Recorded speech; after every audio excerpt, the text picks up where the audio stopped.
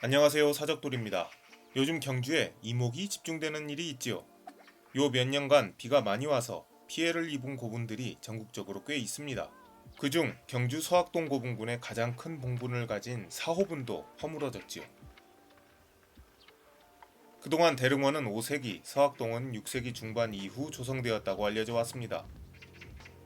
주인이 명확한 무열왕릉이 중심이니 654년에서 661년 제위한 치세를 보면 가능한 판단이었지요. 서학동 고분군 아래 무열왕릉 앞에 있는 두기의 무덤, 김양은 무열왕의 구세손, 김인무는 무열왕의 아들입니다. 서학동 기부와 비편이 있어 그의 묘인 것을 압니다. 그럼 무열왕릉의 뒤에 있는 연이어 조성된 정황이 뚜렷한 고분들은 무열왕의 선조일 것으로 추측만 하던 중이었습니다. 그러던 중 허물어진 봉분 사이로 4세기 후반에서 6세기 초에 주로 조성됐던 돌무지가 드러난 것이지요. 왕릉들이 대릉원을 빠져나와 외곽에 조성된 6세기 중반 이후라면 돌방무덤이어야 했습니다. 그러나 단지 무덤의 연대 문제뿐이었다면 이렇게 논란이 안 됐습니다. 삼국사기 신라본기 법흥왕 27년 7월 법흥왕이 죽다라는 기사에 애공사 북쪽 삼봉우리에 장사 지냈다라는 기록이 있습니다. 삼국유사 기이, 태종, 춘추공, 무열왕은 유신공과 함께 삼한을 통일하였기에 묘호를 태종이라 한다라는 기사에 무열왕릉을 애공사 동쪽에 장사 지냈다라는 기록이 있지요. 현재 알려진 경주에 200개가 넘는 사지 중에 선도산 남쪽에 있는 유의미한 사지는 효현동 사지와 영경사지입니다. 효현동 사지는 법흥왕이 불도를 닦았다는 구전으로 애공사라 불려왔고 현재의 법흥왕릉이 비정되는데 영향을 주었습니다. 그러나 석탑의 시기가 9세기인데다 위치가 기록들과 맞지 않는 모호성이 있습니다.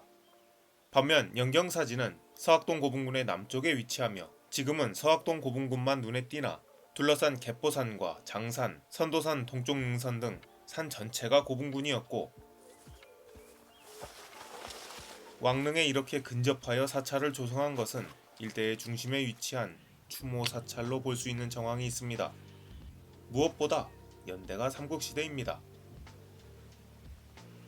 태종 무열왕 김춘추의 가계는 다음과 같습니다. 아버지 김용수, 할아버지 진지왕 김사륜, 고조할아버지 진흥왕 김삼맥종, 증조할아버지 입종 갈문왕, 입종 갈문왕의 형 법흥왕 김원종입니다. 모든 문제를 해결할 수 있는 애공사라는 중심 단어가 위의 왕들과 연관이 있습니다. 삼국사기의 기록을 가져오면 무열왕릉은 영경사의 북쪽, 진지왕릉은 영경사의 북쪽, 진흥왕릉은 애공사의 북쪽 삼봉우리, 법흥왕릉은 애공사의 북쪽 삼봉우리. 만약 진흥왕과 진지왕 치세 사이에 애공사가 영경사로 이름을 바꾸었고 서학동 고분군이 위 4명의 왕이 맞다면 주인공이 확실하다고 보는 무열왕릉을 중심으로 신라의 중흥을 이끈 왕들의 무덤들이 일거의 수면으로 드러나기 때문인 것이지요.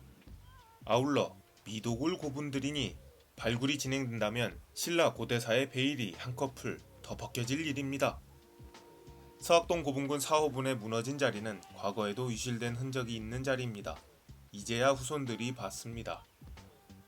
모쪼록 발굴이 꼭 진행되어 글씨가, 문장이, 그림이 나오길 기대합니다. 혼잡한 우리 고대사가 잘 정리되어 후손들이 이 땅에 살아가는데 자부심과 소속감을 느끼게 되는 계기가 되기를 고대합니다. 경주 남산 서쪽 완만한 기슭에는 배동 삼릉이 있습니다. 서쪽부터 순서대로 8대 아달라 이사금, 53대 신덕왕, 54대 경명왕의 릉이라고 전해지지요. 가운데 있는 신덕왕릉이 유독 도굴당했는데 53년, 63년에 연달아 피해를 입었습니다. 53대 신덕왕, 54대 경명왕, 55대 경혜왕이니 바로 옆에 경혜왕릉과 함께 신라 최후기 박씨 왕들의 무덤이 모두 이곳에 모여있네요.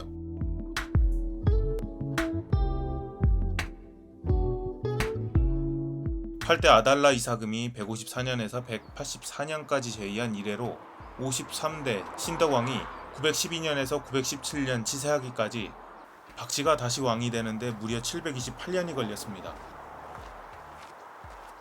남산 서북부가 박혁거세 탄생설화의 나정, 신라 최초의 궁궐이라는 창림사지, 그리고 후삼국 시대에 경혜왕이 재를 들이다가 화를 입은 포석정 등 박씨의 새거지였다고 보이므로 정황으로서 또한 납득이 갑니다.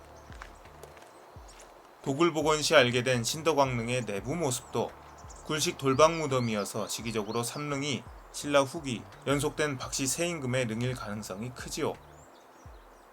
그래서 8대 아달라 이사금의 릉은 진위에 의구심을 가지는 분들이 많습니다.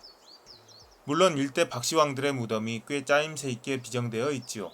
신라 초기 역시 박씨왕들의 무덤이라 전해지는 오릉, 1대 혁거세 거서관과 아령부인, 2대 남해 차차웅, 3대 유리 이사금, 5대 파사 이사금이 주인공이지요. 6대 지마 이사금의 릉도 삼릉 북쪽에 위치하고 7대 일성 이사금의 릉은 창림사지 북서쪽, 빈칸이 없습니다. 박씨 왕릉들의 위치는 모두 비정이 되어 있습니다. 그런데 삼릉을 보면 특이한 점이 있지요. 높은 곳에서 삼릉이 위치한 삼릉숲과 삼릉 계곡을 보면 능선을 따르지도 고도를 따르지도 않고 있습니다. 북쪽으로 인접하여 지대가 낮아지는 곳에 위치하고 있지요.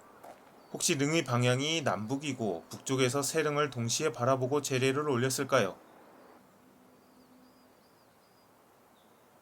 여기서 흥미로운 부분을 찾을 수가 있습니다. 삼릉에 일직선을 그어 연장해 보면 건너편에 있는 망산 정상과 정확히 일치합니다.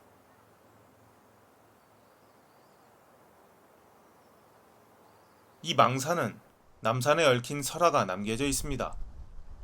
먼 옛날 서라벌에 두 남녀 거신이 찾아와 보기에 살기 좋겠다 하여 외치니 웬 처녀가 거신을 보고 아이고 산같이 큰 사람 봐라 라고 외친다는 것이 아이고 산 봐라 했다는 것이죠. 이 소리를 들은 남신은 돌이 가득한 남산으로, 여신은 망산으로 변했다는 이야기입니다. 제주의 설문대 할망이 제주도를 만들었다는 설화, 마고 할미가 산을 들어 옮기고 소변을 봐서 강을 만들었다는 설화들과 연결되는 지점들이 보입니다. 전국 대부분 지역에 내려오는 마고 할미나 거인에 대한 설화가 경주에서도 망산설화로 나타나지요. 처음에는 설화벌의 창조신화였을 것이고 처음 이곳에 자리 잡았다는 고조선 유민들 혹은 초기 설화벌인들의 정착 과정을 떠올리게 합니다. 그러니 분명 거친 산임에도 신성시되어 신라인들이 그 안에서 살고자 했던 남산에 비해 안정감 있고 부드러운 모습의 망산은 신라의 아픈 손가락인 민해왕과 희강왕을 품을 정도로 부정적인 의미가 있었는지를 생각하게 합니다. 사실 망산도 신라인들에게 신성시된 산이었습니다. 그 전통은 2000년간 이어져 왔지요. 망산 정상에는 망성리 제단 유적이 있습니다. 신라인들은 삼국시대부터 비교적 최근까지도 산 아래 상연불지와 하연불지의 물이 마르게 되면 기우제를 지내면서 비가 오기를 기원했습니다.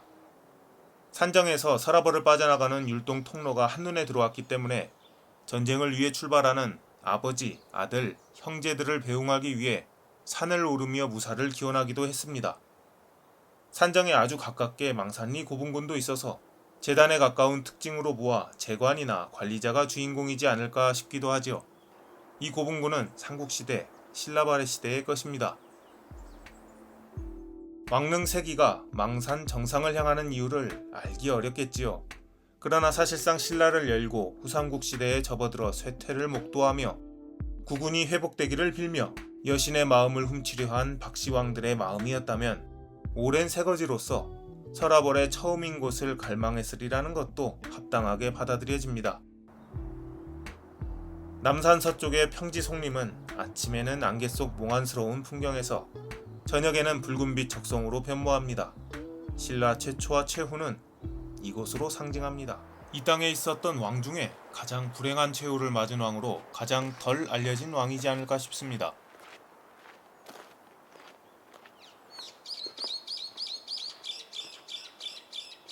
경혜왕릉은 얕은 단으로 마련된 대지를 조성하고 정서 방향을 바라보고 있는 왕릉입니다.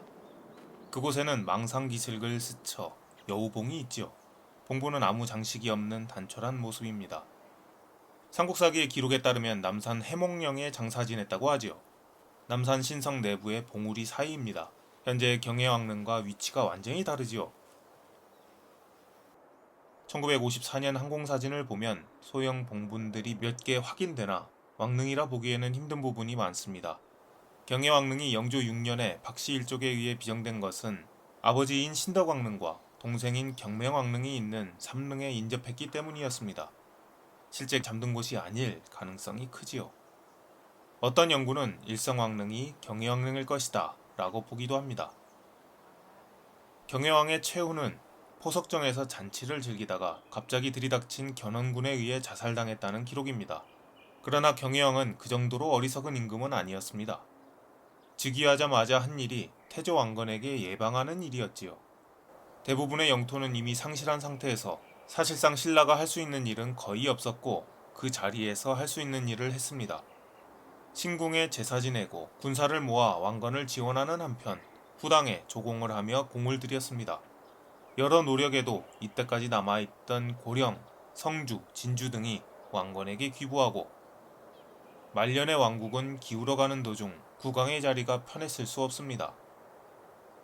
끝까지 남겨두었던 일말의 군사가 들이닥치는 견원군을 막으려 고군분투할 때 급보를 들은 경혜왕이 할 수 있는 일은 단 한 가지뿐이었습니다.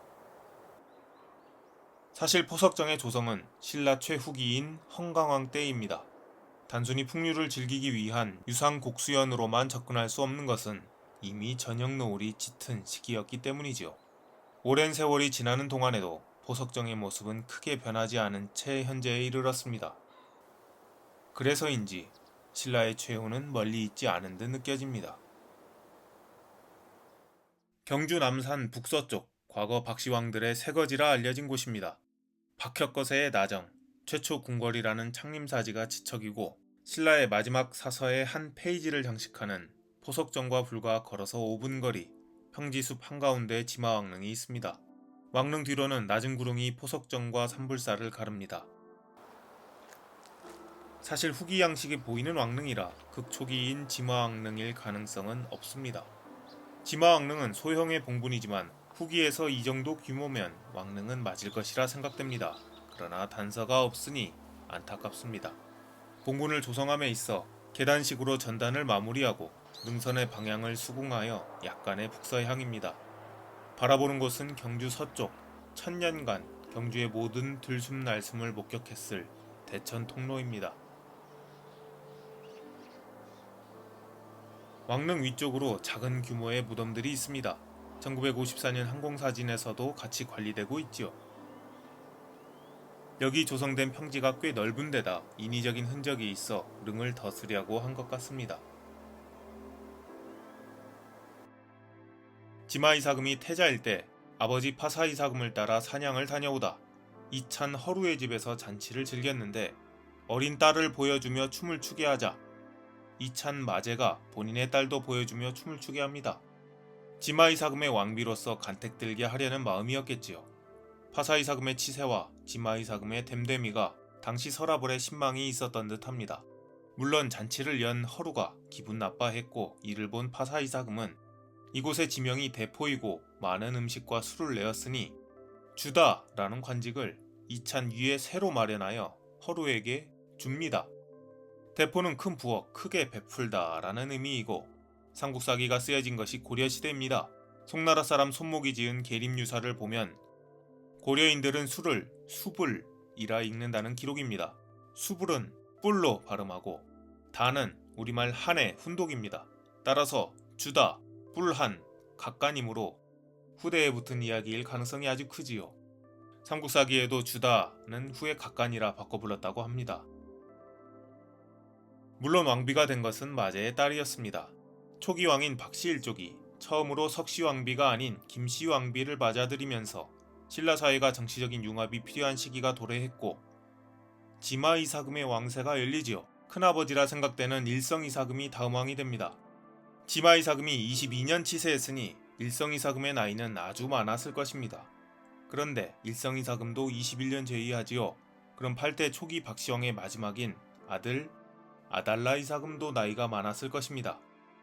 당시 박씨, 김씨, 석씨의 정치투쟁이 석씨의 치세로 수렴되면서 영향을 주었다는 의견이 설득력 있게 들립니다. 경주 외곽의 사라리. 경주와 영천의 경계에 위치하며 1200년 전 밀양 손씨가 정착하여 개척한 이 유서 깊은 마을에는 나왕대라는 돌출된 언덕이 있습니다. 이름 그대로 신라의 왕, 선덕여왕이 행차하여 유람을 즐기고 갔다는 이야기가 전해지지요. 삼국사기나 유사에는 없으나 동경잡기, 경주 풍물지리지 등에서 찾을 수 있습니다. 돌출되어 봉끝이 솟은 것이 봉황의 알같이 독특하고 정상부에는 건물을 올릴 수 있을 만한 대지와 삼국시대 와편, 성물이 존재하기 때문에 사실 여부를 떠나 이곳에 무엇이 있었던 것은 확실하지요. 내완도와 유사한 모습의 정상을 두른 정연한 토루가 존재하기도 하여 경주의 입구를 지키던 성곽, 사찰 혹은 관용시설이 위치했을 것이다 라고 보는 의견이 있습니다. 역은 꼭 맞은편이니 선덕여왕과 무언가 이야기의 일치감이 있기는 있습니다만 사서의 옥문곡은 당시 군사작전이 벌어지던 경남 대야성 인근의 모처라 보는 의견이 대다수이지요. 이곳은 가장 주요한 가도였습니다. 대부분의 병력과 물산이 바로 앞에 길로 이동했을 것입니다. 당시 신라는 고구려 백제와 격렬한 분쟁을 치르고 있었지요. 옥문곡에 매복했던 백제장군 우소 이야기는 선덕여왕 5년 5월 있었던 일이고 7년에는 칠중성에서 고구려와 전쟁을 치르지요. 11년에는 의자왕에게 서쪽 변경 40성을 빼앗기고 다음 달 8월 결국 대야성을 상실합니다. 김춘추와 김유신이 일어나는 단초지요. 선덕여왕 치세 내내 시간에 빈틈없이 신라는 하루가 멀다 하고 전장으로 군인과 물자를 보내고 있었습니다. 그런데 왕이 경치가 좋다 하여 당시 훈련시설이자 관문으로 생각되던 작성 바깥 가도 옆에 유람하러 왔다고 하지요. 심지어 자주 왔다는 이야기도 있습니다. 아무래도 내포된 실제 목적이 있을 것이다 라는 생각이 듭니다.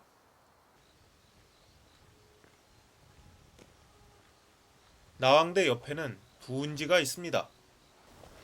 근대적인 치수의 결과로 예전 모습은 많이 잃었으나 선덕여왕이 행차했다는 이야기에도 등장합니다.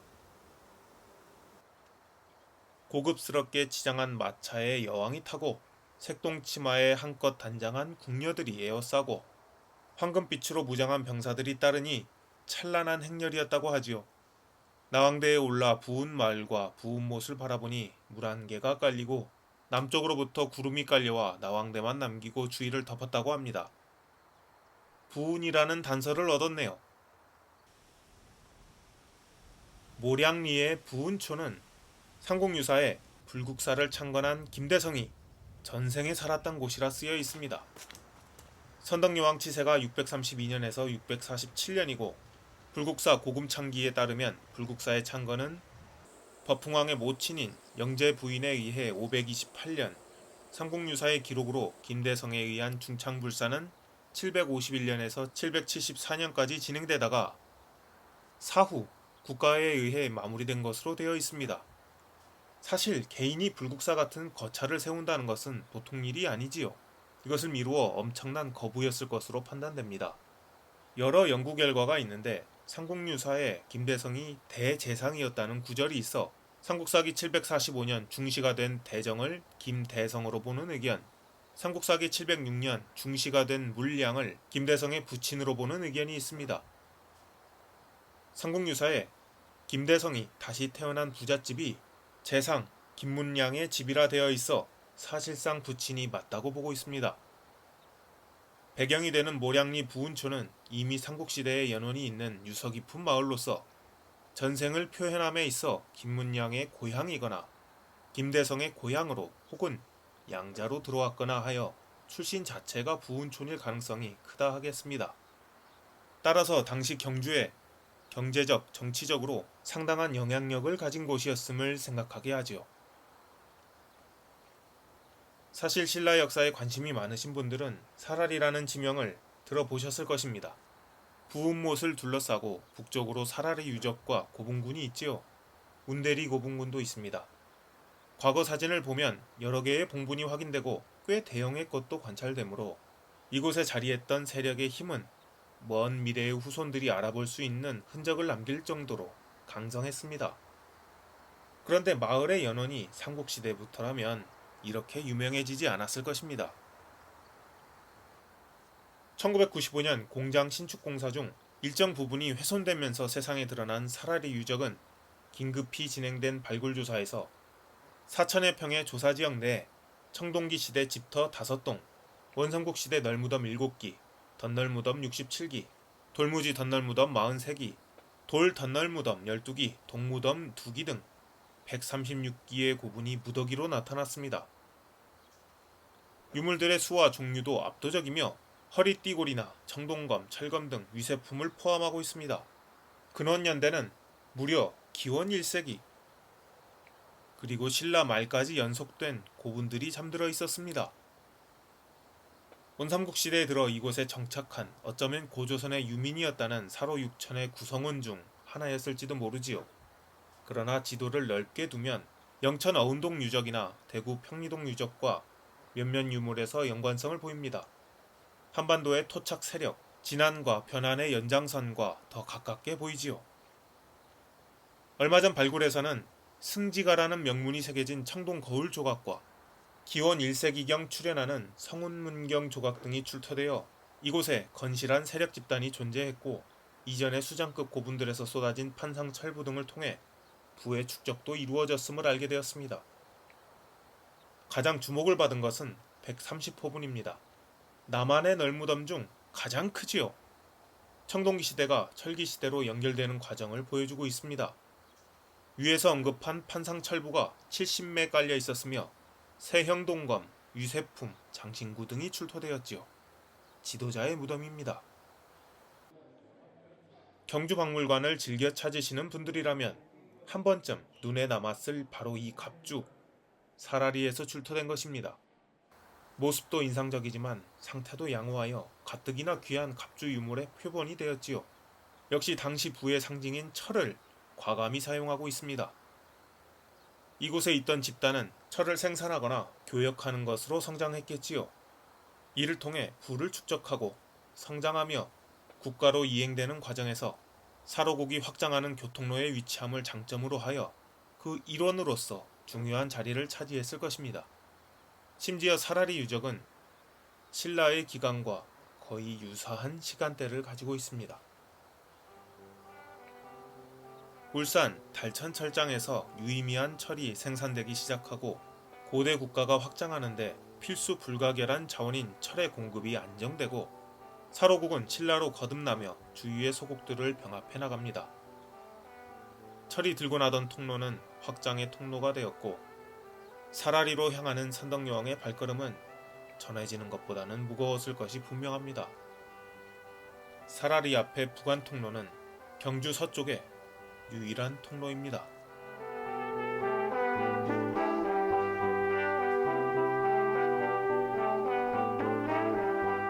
오랜만에 월성을 찾았습니다. 세계적인 관광지가 되어 수많은 인파로 가득한 맑은 날을 피해 비오는 날 새벽 월정교를 건넜습니다.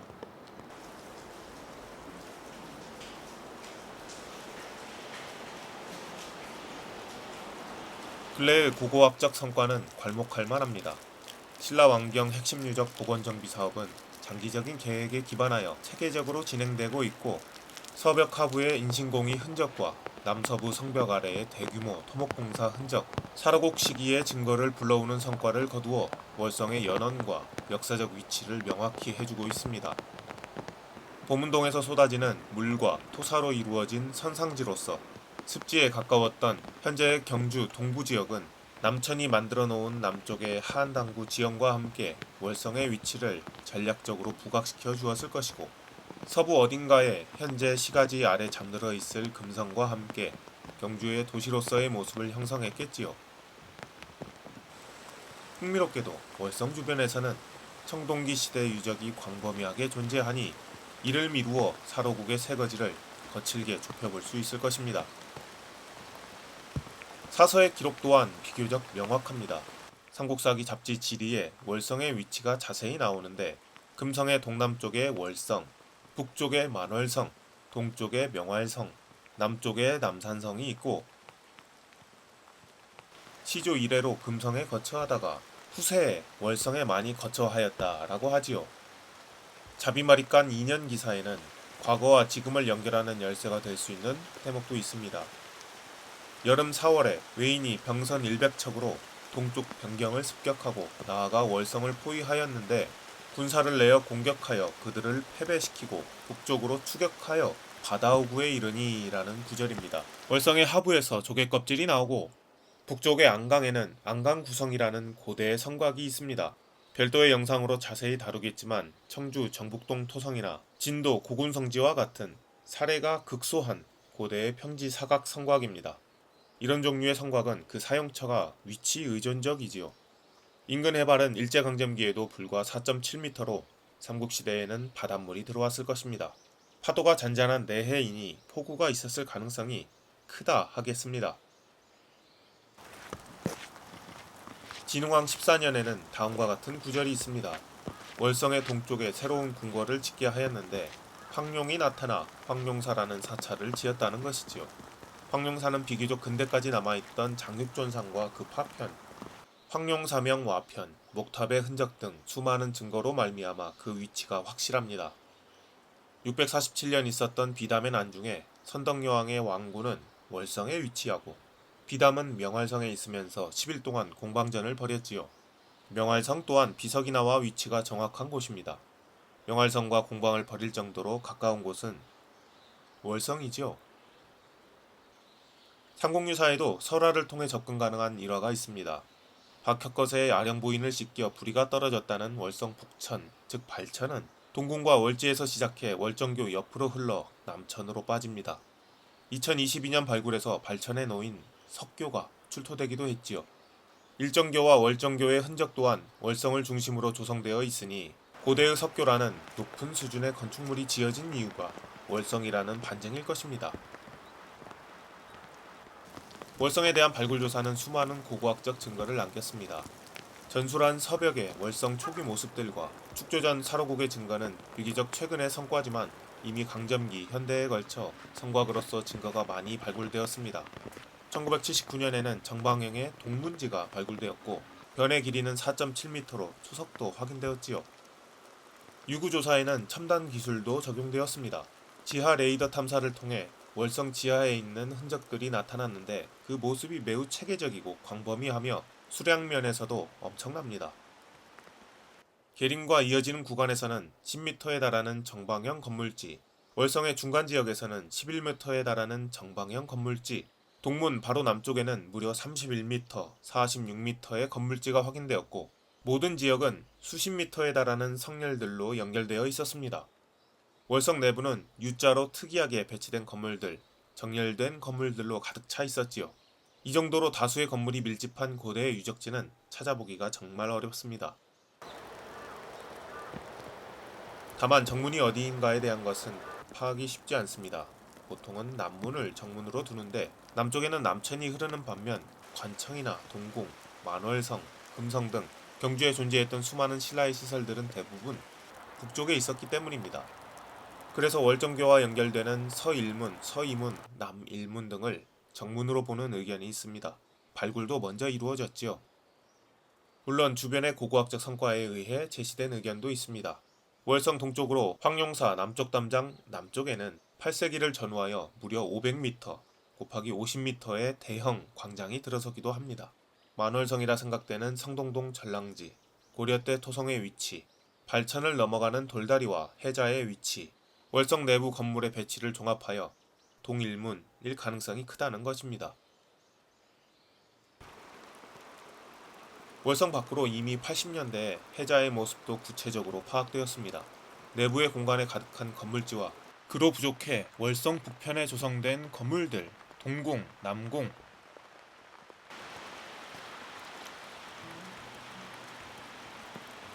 모두 사서 기록과 발굴 결과로 중복 확인이 됩니다. 남궁은 현재 경주박물관 자리로 우물에서 발견된 인신공이의 흔적을 통해 중요한 곳이었다는 것도 알고 있지요. 경주에 가득한 박리제의 흔적인 바둑판 구획은 월성을 중심으로 경주 선상지를 메우고 있으며 이 정도로 철저한 도시로서의 모습과 월성의 위치는 현재에도 조성하기 어려울 정도로 확실한 궁성으로서 증거입니다. 서울 창경궁의 넓이 21만 6천 제곱미터, 경주 월성의 넓이 20만 제곱미터. 한적하게 걸으니 금방 한 바퀴입니다. 돌다 보면 문득 처음부터 이렇게 문이 많았을까 하는 생각이 들지요. 후대에는 방위하기 어려운 성이었을 것이며 사실상 군사적으로 기능하기에는 부족한 성곽이 되어갔을 것입니다. 사회가 경직되면 본질이 희미해지듯이 성곽도 비슷한 운명을 걸었을 테지요. 어뢰산에서 길게 뻗은 능선 하나가 드넓은 평야 한가운데 있는 야트막한 언덕과 이어져 있습니다. 경주에서 흘러온 형산강이 급하게 동쪽으로 흐름을 꺾는 곳. 과거에는 바다에 접한 깊은 만이었던 안강, 안강뜰, 안강구성입니다. 안강구성은 평지 사각성입니다. 이렇게 평지의 사각으로 조성한 성곽은 매우 드물지요.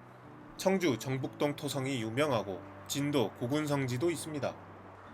전자는 견훤이 지었다는 구전이 있으나 얼마 전 해자 발굴에서 고구려 유물이 나와 그 역사를 더욱 거슬러 가게 되었고, 고군성지는 백제성입니다. 인진도군의 읍치로 사용된 곳이었지요. 그럼 안강구성도 신라의 읍치성일까요? 안타깝게도 성 내부에 민가가 많이 존재하고 후대에 지표가 걷어진 곳도 많아 파악에 어려움이 있습니다. 그도 그럴 것이 성 내부의 마을 이름은 창마을, 조선시대에 창이 존재했고 이에 따른 선정비들도 남아있지요. 그래도 성곽의 흔적은 오랜 기간 남아있어 성벽의 기대 저수지를 축조에 사용하기도 했고, 한국전쟁 안강포항 공방전 당시 어뢰산을 넘는 북한군을 차단하고자 17년대 1대대와 2대대가 방어선을 구축하기도 했었지요. 그러나 산업화 시기를 거치면서 옛 흔적은 대부분 사라지고 지금은 성곽을 따라 조성된 방풍림과 지적 편집도를 통하여만 과거 이곳의 일대를 지배하는 성이 있었음을 알 수 있습니다. 전면의 길이 약 450m, 측면의 길이 약 580m로 당시 지어진 성곽 중에서도 상당히 큰 데다 형산강이 자주 범람하거나 바닷물이 밀려 들어왔음을 생각하면 무른 지반을 극복해야 하는 이중고로 축조에 많은 공력이 들어갔을 것입니다. 인근의 성곽을 축조할 만한 지형이 많이 존재하고 실제로 맞은편 설창산 기슭에 양동리성이 있지요. 역시 삼국시대 축조된 성곽입니다. 따라서 안강구성은 반드시 이곳에 위치해야 할 만한 당위성이 있었습니다. 인동리에는 원삼국, 삼국, 신라 발해 시대를 아우르는 고분군이 존재하며 안계리 고분군, 노당리 고분군, 다산리 고분군, 산대리 고분군 등 삼국시대를 기원으로 하는 고분들이 안강을 둘러싼 산기슭에 빽빽히 조성되어 있으니 이곳에 고대로부터 어떤 집단이 있었음을 미루어 볼 수 있으며, 산대리사지, 정해사지 등 신라 발해 시대의 사찰터와 함께 그 위치가 명확한 왕릉 중의 하나인 흥덕왕릉이 능선을 따라 안강구성과 연결되어 있으므로 그런 심증은 짙어집니다. 안강구성과 흥덕왕릉을 연결한 능선상에는 소나무가 모여있는 작은 도둠지형이 있습니다. 평범한 농지 같지만 여기는 석정솔밭이라 불리는 양월리 유물산포지입니다. 지금은 사라졌으나 작은 저수지가 있었고 강점기에 제작된 경주 유적지도에는 신라 석정으로 표기되어 있지요. 그리고 여기서 신라 발해 시대 기와 조각들이 수습됩니다.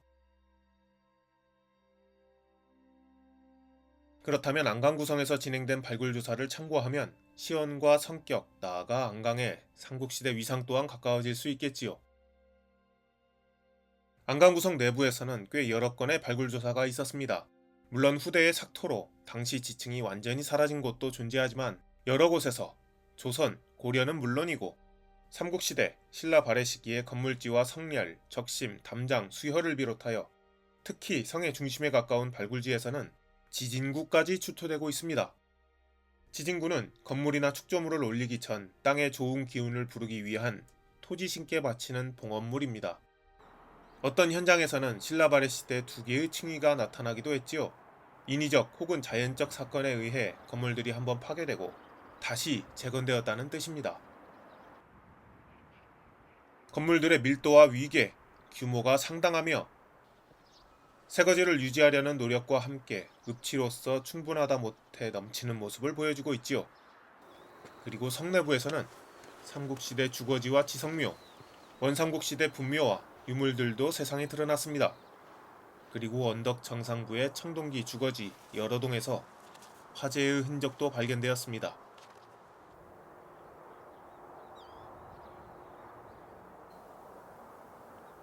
안강의 동쪽 평야지대는 일제강점기까지도 해발이 4.7m에 불과했습니다.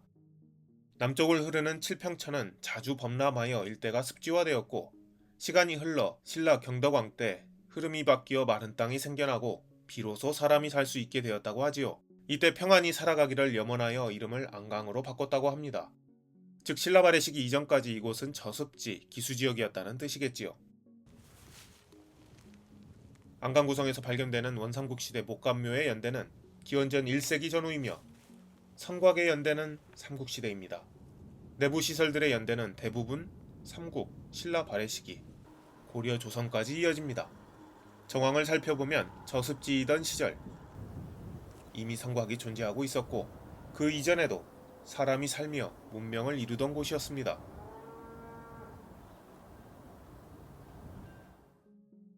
삼국사기 잡지지리 신라 의창군 편에 안강현은 본래 비화현인데 경덕왕 때 이름을 고쳤다라는 기록이 있습니다.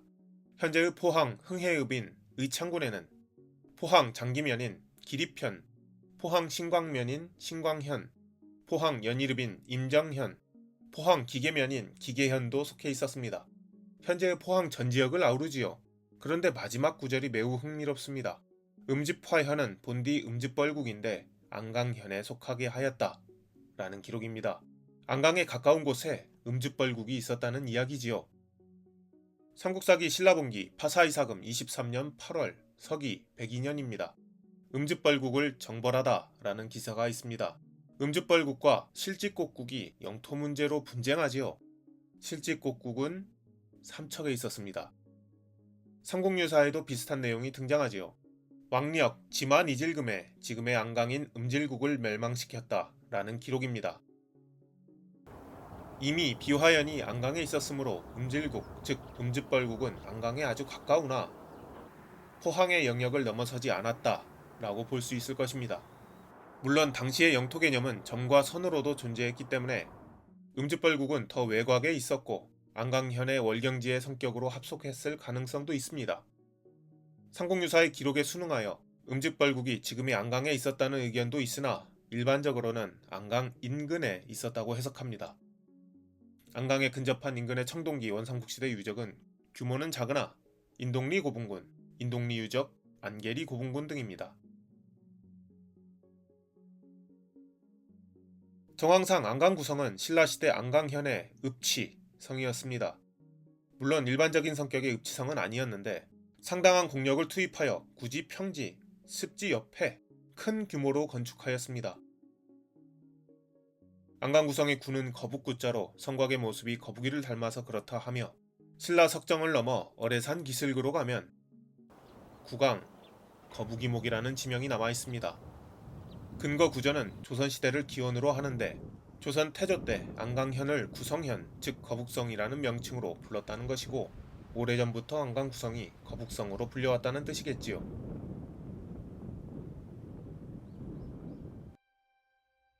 분명 주위에서 좀 더 높은 고지대에 성을 쌓고 물길을 잡아 폭우로 이용하기 위해 아직 국가 권력이 확고히 자리 잡지 못한 삼국시대 초 육중한 성곽으로 위세를 보이려는 의도였다는 생각이 들지만 거북이라는 구절을 들으니 내방위의 신인 좌청룡 500호 남주작 북현무가 떠오를 수밖에 없습니다. 사방신, 사신은 4, 5세기 고구려 벽화고분에서 처음 등장하며 삼국시대에 널리 받아들여졌습니다. 이곳은 경주의 정북방이지요. 정확하게 월성의 북쪽입니다. 성곽이 지어지던 시기 지형을 본 신라인들은 습지에서 기어 올라오는 거북이의 모습을 떠올리지 않았을 리도 없습니다. 물론 작은 가능성이 남아 음집벌국의 새거지였을 수도 있으나 안강에서 북쪽으로 고개를 넘어가면 신광면이 나옵니다. 여기도 분지 한가운데 토성을 만들어 놨습니다. 토성리 토성으로 역시 삼국시대 것입니다. 안강 구성보다 작지만 여기 냉수리 신라비가 있지요. 방금 넘어온 냉수리 밭 한켠에서 나온 것입니다. 내용은 절거리, 말추, 사신지 3명 사이에 어떤 재물에 대한 소유권 분쟁이 발생하여 이를 해결한 과정이 쓰여 있지요.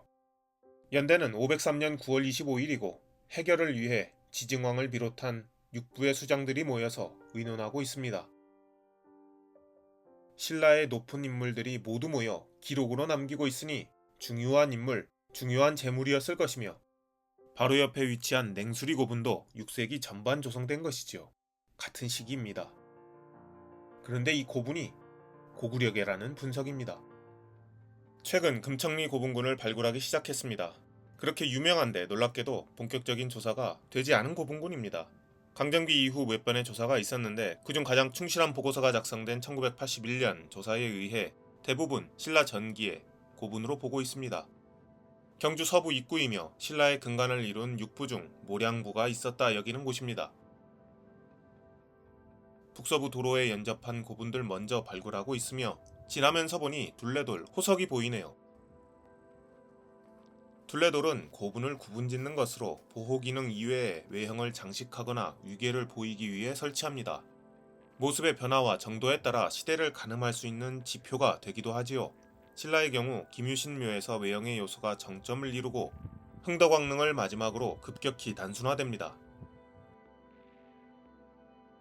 여담입니다만 철도 복선화 공사 도중 경주 소현리에서 이 12지신 지대석을 두른 고분이 발견됐지요.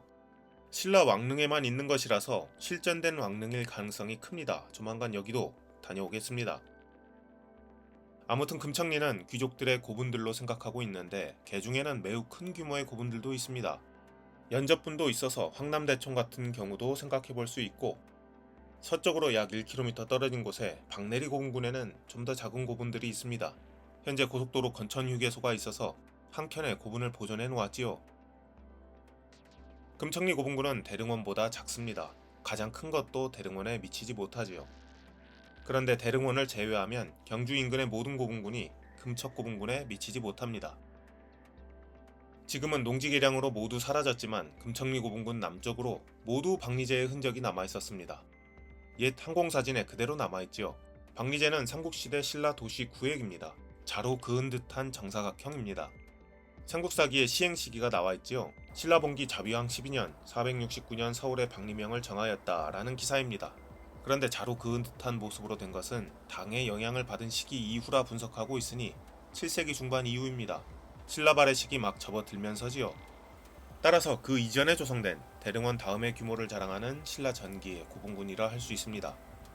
학계에서는 마립간 시기 5세기를 전후하여 조성된 고분군으로 보며 이때는 백제의 한성 상실, 신라의 확장과 연결되는 시점입니다.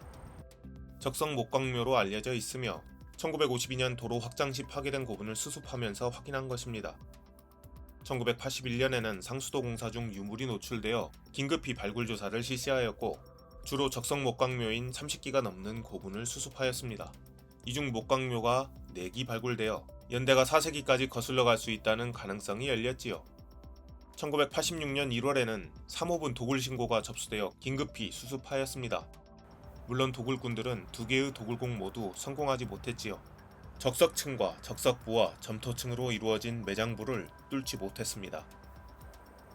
근래에 GPR 탐사를 통해 지하의 구조물 조사를 실시했는데 드러난 봉분 이외에 고분이 다수 있다는 결과가 나왔고 주위에서도 토기들이 계속 발견되어 왔으니 금청리가 밝혀줄 고대 신라의 본 모습이 매우 기대됩니다. 10년간 계획되어 있어 차분하게 기다리다 보면 혹시 박혁거세의 금자가 뉴스에 뜰지도 모르지요.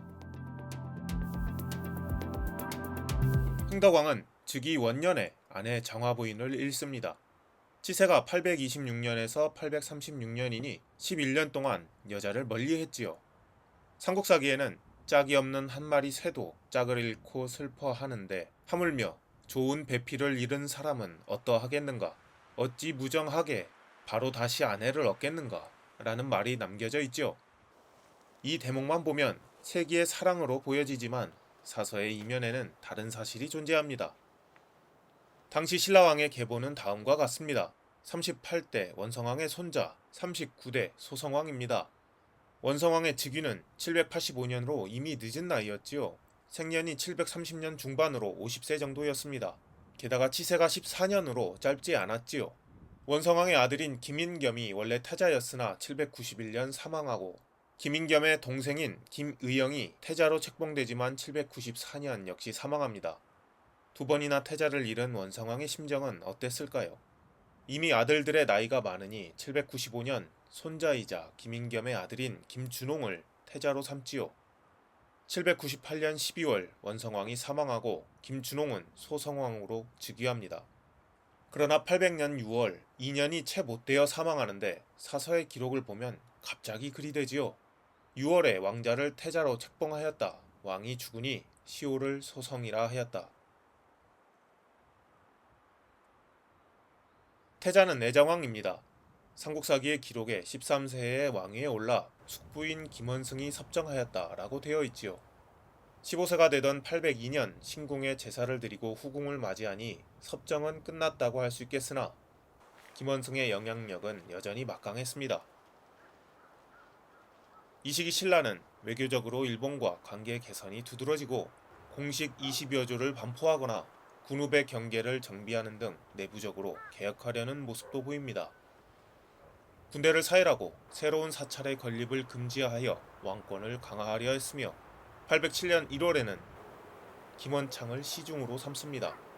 김원창은 태종 무열왕계로 원성왕계인 소송왕이 숙부들의 세력이 성장하는 것에 견제의 필요를 느끼고 있었다는 이야기가 됩니다.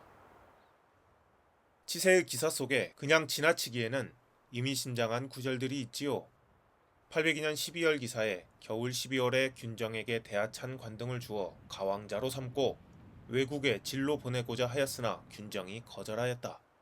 804년 9월 기사에는 9월에 망덕사의 두 탑이 싸웠다. 특히 망덕사의 두 탑이 싸웠다는 기사는 다음 왕인 헌덕왕 때도 등장합니다. 그리고 808년 2월 김원승과 그 동생 김춘공에게 문극이라는 것을 하사하는데 공신이나 고관의 집에 진열하던 의장용 창입니다. 김원승의 움직임을 포착한 애정왕의 경고였을 수도 있겠지요. 809년 가을 7월 왕의 숙부 원승과 동생 이찬 재홍이 병사를 거느리고 왕궁으로 들어와 반란을 일으켜 왕을 시해하였다.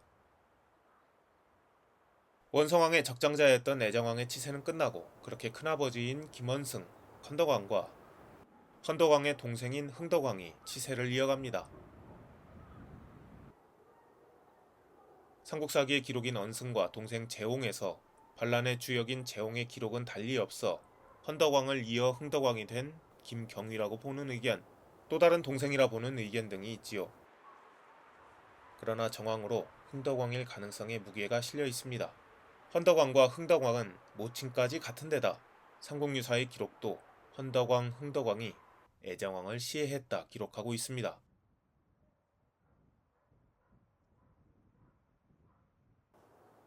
그럼 흥덕왕이 쿠데타한 것 때문에 그런 것이냐? 아니지요. 장화 부인은 죽음당한 애정왕의 누이이기 때문입니다. 관계가 생소하지요. 소성왕의 딸, 형의 딸인 장화 부인과 결혼한 것이 맞습니다. 즉 부인의 오빠, 자신의 조카를 죽이고 왕이 된 것이지요. 흥덕왕의 치세는 804년부터 819년이고 흥덕왕릉 비편을 통해 777년생인 것을 알고 있습니다. 왕이 되자마자 장화 부인은 사망합니다.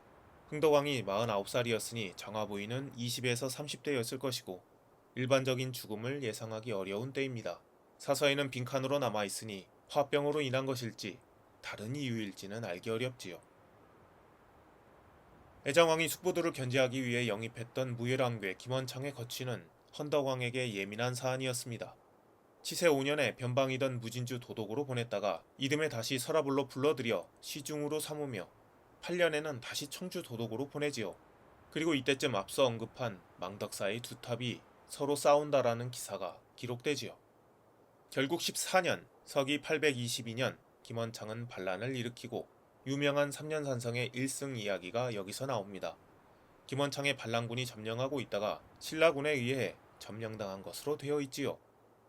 18해라는 긴 치세 동안 삼국사기의 기사는 부정의 일색인데 가뭄, 홍수, 천둥, 안개, 기상이변, 기근 등의 연속입니다.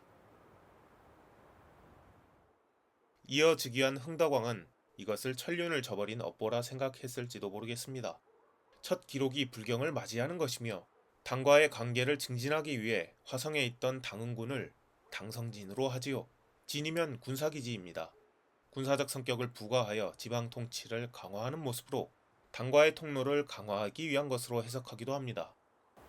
군대를 사열하고 백성을 구휼하며 가뭄의 고통을 분담하는 등 왕으로서의 모습을 보여주기도 하지요. 그리고 836년 치세 11년 만에 사망합니다.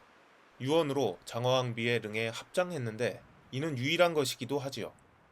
삼국유사의 기록에 안강 북쪽 비화양에 있다고 하고 발견된 흥덕왕릉 비편으로 그 위치가 매우 유력합니다. 여기 부부의 유해가 모셔져 있겠습니다. 장화왕비의 심중을 헤아릴 수 없으나 치세의 모습을 보면 속죄에 가까운 삶을 산 흥덕왕을 용서했을지도 모르겠습니다. 그러나 후세를 남기지 않은 것은 신라 하대 새로운 분쟁에 씨앗을 남기게 됩니다. 신무왕으로 이어지는 내전의 서막입니다. 이 내전에는 흥덕왕 때 바로한 장보고가 핵심 인물로 떠오르지요. 청해진과 당성진, 서쪽 변방, 남과 북의 전략기지, 다음 답사는 전략기지로 건설된 당성진입니다.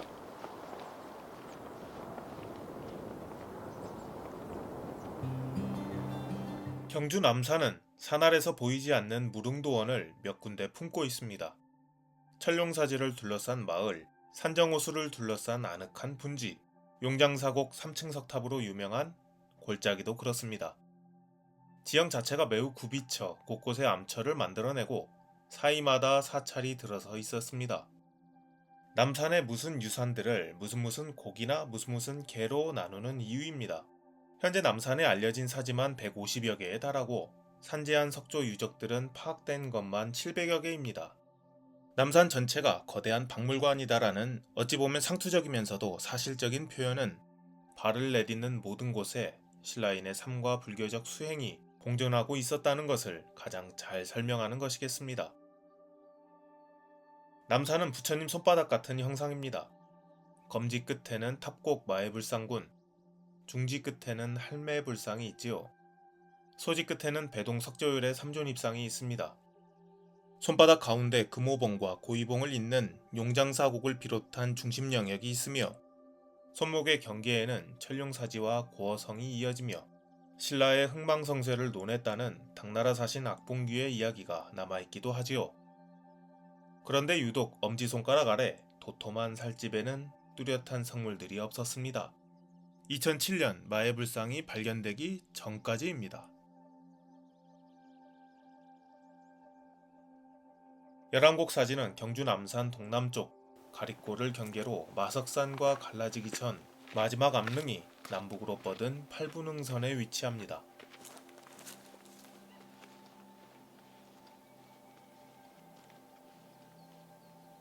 골짜기를 두고 곳곳에 대지가 자리하며 이곳을 기준으로 정상으로 갈수록 경사가 완만해집니다. 산꼭대기 작은 분지 같은 지형이 있고 그래서인지 샘도 있어 물의 조달에도 큰 어려움이 없는 곳이지요.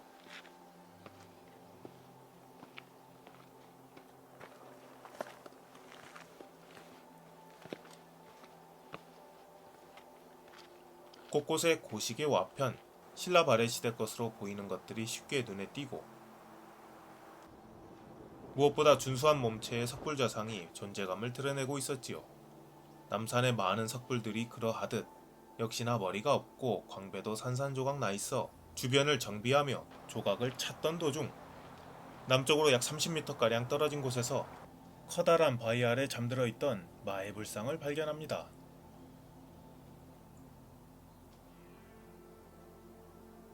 당시 전세계의 주요 언론들은 세기의 발견이라 칭하며 천년을 뛰어넘는 석불의 존재를 대서특필했지요. 능선 노두에서 넘어진 듯한 모습의 80톤 암괴, 땅에 닿아 있는 아랫면에는 5.6m의 마애불상이 고부조로 새겨져 있었고 넘어지는 와중 머리 부분에 암석이 받쳐주어 지면에서 불과 5cm 간격으로 조각 부분, 특히 얼굴이 전혀 손상되지 않은 모습으로 나타났지요. 석불좌상의 파괴적인 형상을 미루어 조선시대 어느 시점에 훼손된 것이니 마애불상은 그 이전 입상의 존재가 잊혀질 정도의 시간 이전에 넘어진 것으로 예상되었습니다. 가장 가능성이 큰 요인은 지진이죠. 삼국사기에 부단히도 많은 기록이 있습니다. 이 중 마애불상이 제작된 것으로 보이는 8세기 말 이후 기록에 한정하면 해공황 15년 779년의 지진은 100명의 사망자를 낸 큰 지진으로 눈에 띄는 기록입니다. 그리고 고려사의 수백 건 지진 기록 중 1036년 전국적인 지진이 이목을 끕니다.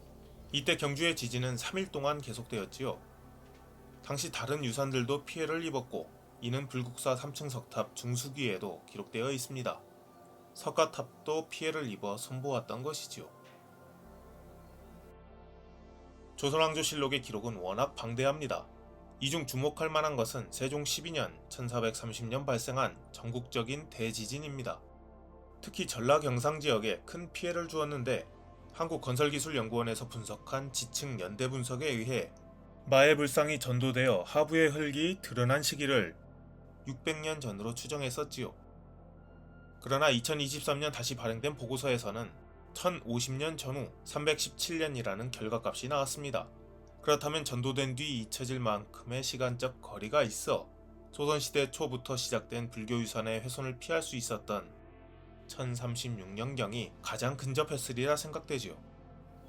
넘어지기 전 마의 불상은 서쪽 맞은편 고이봉과 그 아래 능선을 바라보고 있었습니다.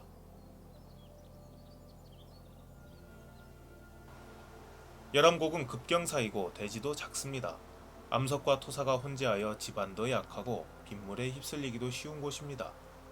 위쪽으로 있는 작은 분지로 지하에 물이 스미기도 쉬우며 무엇보다 마의 불상은 미세하나마 골짜기 아래로 조금씩 움직이고 있습니다. 전도될 때 입은 충격은 불상 우측면과 하부에 세로로 길게 균열을 내었고 팽창과 수축을 반복하고 있습니다. 우리의 선택은 두 가지입니다. 지금 이 상태로 두고 보강하여 유실되지 않도록 하는 것과 바로 세우는 것이지요. 최근 불교계와 경북도의 입장은 바로 세우자는 것이고 촬영하는 날에도 수많은 보살님들께서 기도를 위해 방문하시고 계셨습니다. 화산길에 친구로 보이는 두 분과 이야기를 나눌 기회가 있었지요. 한 분은 찬성, 한 분은 반대이셨습니다. 당연하게도 원래대로 세워야 한다라는 의견과 너무 과한 비용은 부처님의 가르침과 멀다는 의견이셨지요. 열암곡 마의 불상이 서있던 자리는 능선 끝 암석 덩어리들이 모여있는 곳인데 안반으로만 되어 있다면 모르겠으나 토사와 같이 있어 집안이 야물지 못합니다. 게다가 마의 불상에 새겨진 암석은 아랫부분이 대각선으로 되어 있어 세우는데 별도의 조치가 필요하지요. 80톤에 이르는 고중량의 암석이 안전하게 자리하기 위해서는 골짜기의 면한 좁은 공간에 이에 맞는 지반을 보강하는 작업이 이루어져야 하고 중장비와 자재들이 반입되어 작업이 진행되어야 합니다. 물자의 이동은 산악지역에 자주 설치되는 경모노레일, 도로의 개설 등이 논의되고 있고 혹은 공중보급으로도 가능하겠지요.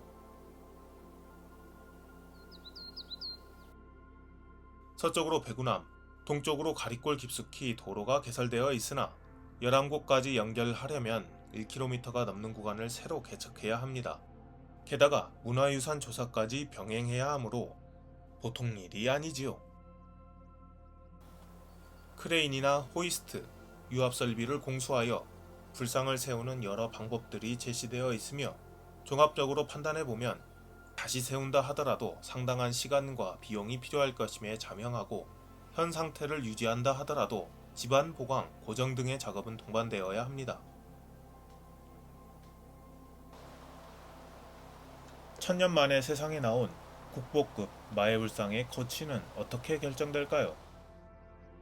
조상님들이 의도했던 대로 올려다보는 모습을 보게 될지 이대로일지는 모르겠으나 열암곡 마의 불상이 다시 세상에 나온 이유는 왠지 알 것만 같습니다. 2013년 경주, 울산, 포항 복선전철 사업을 선행하여 문화유산 지표조사를 진행하던 중 현재 서경주역 인근 소현리의 한 구릉에서 심상치 않은 유구가 발굴됩니다. 해발 337m 안태봉을 지나는 터널을 굴착하기 위한 것으로 남동쪽 입구인 나-1 지점의 사면에서 청동기 시대 집자리 14동, 토광묘 123기와 함께 고분 한기가 모습을 드러낸 것이지요. 신라발해 시대 8세기 초 이후에 호석을 두른 석실분. 그런데 호석 바깥쪽에서 중요한 유물이 출토됩니다. 7개의 12지신상, 이 고분은 왕릉일지도 모릅니다. 왕릉 혹은 그에 준하는 왕실묘에만 설치되는 12지신상. 다수는 외력에 의해 파괴되고 사라져 있었으나 남아있는 7개의 상은 이 고분의 지위를 설명하는 데 부족함이 없습니다. 비교적 온전히 남은 말과 토끼를 보면 길이는 약 30cm, 테두리를 두르고 안쪽에 부조로 12지신 좌상을 새겼습니다. 따로 토우를 빚어 부조를 대신한 미내왕릉의 12지신상이 연상됩니다. 특이한 것은 대부분의 다른 왕릉 12지신들은 무장의 모습을 하고 있으나 소현리 석실부는 신선이나 승려와 같습니다. 수도하는 모습 같지요? 비석 조각으로 증명되거나 여러 기록이 교차되어 주인공이 확실한 비슷한 시기의 왕릉은 성덕왕릉, 원성왕릉, 헌덕왕릉, 흥덕왕릉입니다. 원성왕릉의 12지신은 갑옷을 입고 손에 무기를 든 모습이지만 헌덕왕릉의 12지신은 그렇지 않습니다. 후대인 흥덕왕릉의 12지신이 다시 갑옷을 입고 무장한 것을 보면 헌덕왕의 권력 획득이 전왕인 애장왕을 죽이고 얻은 것에 영향을 받은 것 때문이 아닐까 싶지요. 소현리 석실분이 들어갈 수 있는 연속성을 보이는 곳이 없습니다. 거리가 가장 가까운 바로 옆 능선의 진덕여왕릉은 모습에 차이가 있으니 연장선에 두기 어려워 일찌감치 제외입니다. 그럼 왕릉 말고 다른 곳에서 유사한 12지신상의 모습을 찾을 수 있을까요? 네, 있습니다. 경주 모하리에 있는 원원사지 동서 3층 석탑, 상층기단에 있는 12지신상입니다. 특히 동 3층 석탑의 부조와 매우 유사하지요.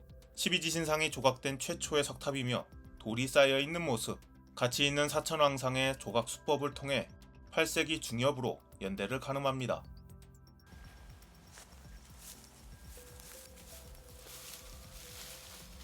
원원사는 삼국유사에 나오는 사찰입니다. 명랑 신인 이후의 신인종 승려들이라는 기사에 또한 신라 서울 동남쪽 20여리에 원원사가 있는데 원전에는 안혜 등 4대덕이 김유신, 김이원, 김술종 등과 함께 발원하여 창건한 바이라 한다. 김술종은 모죽지랑과 죽지의 아버지이고 김유신은 설명이 필요 없는 인물이지요. 삼국전쟁기에 활동했던 인물들로서 원원사는 신라의 귀족들이 나라의 안녕을 기원하며 창건한 호국사찰이었습니다.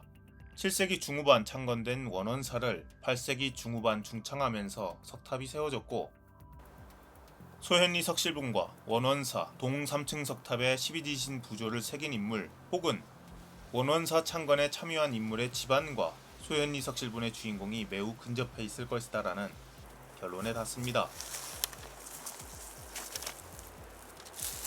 12지신상의 수준이 비슷한 시기 왕릉의 그것과 견줄 수 있느냐면 크기도 상대적으로 작고 솜씨도 미치지 못하기 때문에 명확히 말하기 어렵습니다. 그럼 발굴 결과는 어떨까요? 소현리 석실부는 도굴로 인해 중앙부가 내려앉은 상태로 발견되었습니다. 항공사진으로도 유의미한 흔적이 관찰되지 않고 인접한 고분들도 없는 데다 기존의 고분군 보고도 되어 있지 않은 곳입니다. 남동쪽을 바라보는 골짜기가 열려있는 능선 꼭대기에 있었으며 석실 입구에는 말이 놓여 있었지요. 남쪽입니다. 소현리 석실분의 연대는 내부에서 발견된 토기편, 이나문 뚜껑으로 8세기 초엽에서 중엽으로 거슬러 갈 수 있고 12지신상은 8세기 중엽 이후의 것입니다. 내부에 추가로 매장한 흔적과 석실 입구, 둘레돌의 개축 흔적, 지지석의 간격이 일정하지 않다는 점 등을 들어 12지신상이 나중에 추가되었을 가능성이 있습니다. 먼저 언급한 주인공이 확실한 왕릉들을 제외하면 시기가 겹쳐지는 왕은 효성왕, 경덕왕, 해공왕, 선덕왕, 소성왕, 애장왕을 들 수 있을 것입니다. 효성왕은 화장하여 유고를 동해에 뿌렸다 하고 경덕왕은 경부산 동쪽 줄기에 능이 있습니다. 모지사 서쪽 산봉우리에 장사 지냈다 라는 기록이 있고 모지사 북쪽에 김유신 묘가 있었다 하지요. 즉 가까운 곳에 경덕왕릉, 모지사, 김유신묘가 있었습니다. 현재 경덕왕릉의 12지신상 시기가 안 맞는 것과 함께 쟁점이지요. 해공왕은 사서에 의하면 반란군에게 시해당했고 릉의 위치가 알려져 있지 않습니다. 현재 민회왕릉을 해공왕릉으로 보는 의견이 많지요. 선덕왕은 화장하여 유골을 동해에 뿌렸다고 되어 있으며 소송왕은 현재 아무런 단서가 없습니다. 워낙 짧은 치세이기도 했지요. 그리고 회장왕, 헌덕왕에게 권력을 뺏기고 시해당하지요. 릉의 위치가 알려져 있지 않습니다. 혹은 712년 김유신의 부인인 지소부인이 비군이가 되었다는 기록으로 지소부인의 묘일 수도 있습니다. 혹은 모지사 서쪽 산봉우리의 경덕왕릉, 모지사 북쪽의 동으로 뻗은 봉우리에 김유신의 무덤이라는 사서의 기록과 모지사가 경주 충효동에 위치했었다는 최근의 연구는 지소부인을 통해 8세기 초라는 연결점이 있음을 상기시킵니다. 소현리 석실본의 모습을 미루어 주인공이 왕에 준하는 인물이었다고 가정하고 고 이근직 교수의 의견을 따라 현 김유신 묘를 경덕왕릉으로 보면 소현리 석실본은 더불어 김의원, 김술종의 후손이거나 나중에 원원사를 중창한 인물의 조상일 수 있습니다. 석공이 조상묘에 12지신을 썼을까요? 발각되면 경을 칠 일이었을 테지요. 둘레돌과 지지돌 등 그 형식이 일반인들은 꿈을 꾸지 못할 수준입니다. 어쩌면 소현리 석실본의 주인공은 생각보다 훨씬 더 중요하고 우리 역사에 큰 영향을 끼친 인물일 가능성이 있습니다. 남으로는 서학동 고분군, 동쪽으로는 문무왕이 통일 후 병기와 투구를 매장했다는 무장사지가 있으며 고분 앞에서 골짜기 사이로 내려다보면 월성을 비롯한 고대 신라의 중심 지역이 한눈에 보이는 곳이라는 것을 알 수 있기 때문입니다.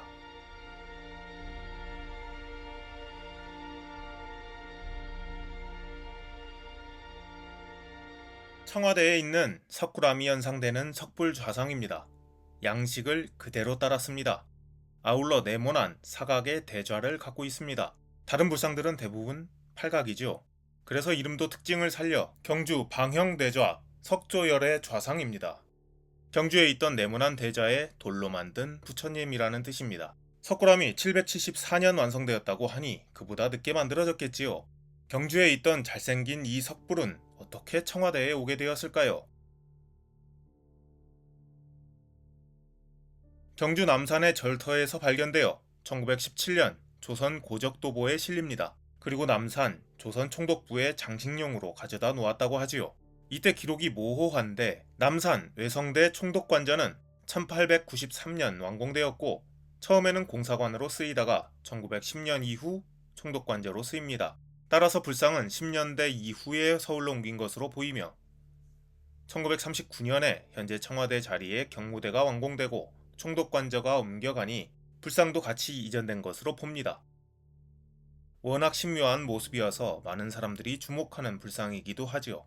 때문에 불상이 원래 있던 자리에 대해서도 많은 이야기들이 오갑니다. 그중 일제강점기에 작성된 신라사적고라는 서적에 많은 분들이 주목하고 계시지요.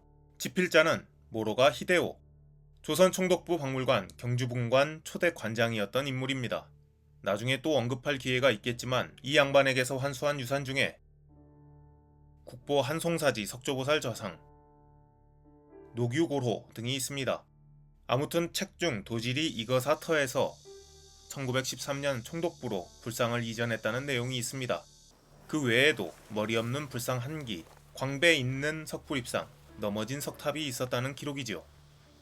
현재 이거사지에는 파손이 심한 석불좌상 하나와 발굴 이후 부재를 정리해둔 석탑이 남아 있습니다.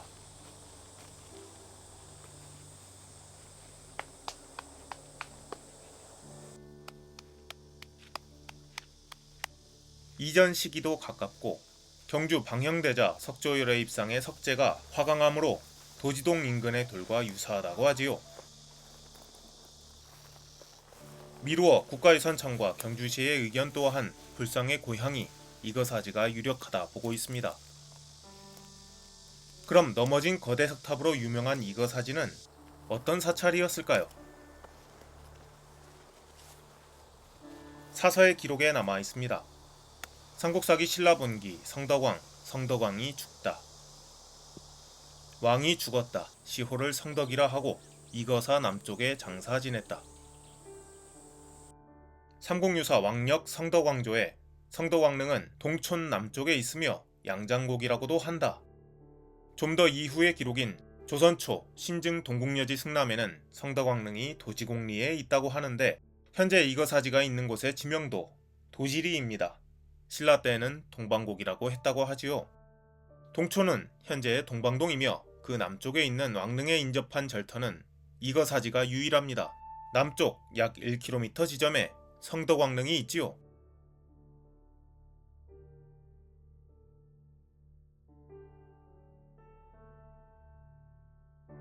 아울러 성덕왕릉 성물들이 잘 남아있고 기록과 정황이 일치되는 정황이 많아 연대 파악에서 실제 왕릉이 유력합니다.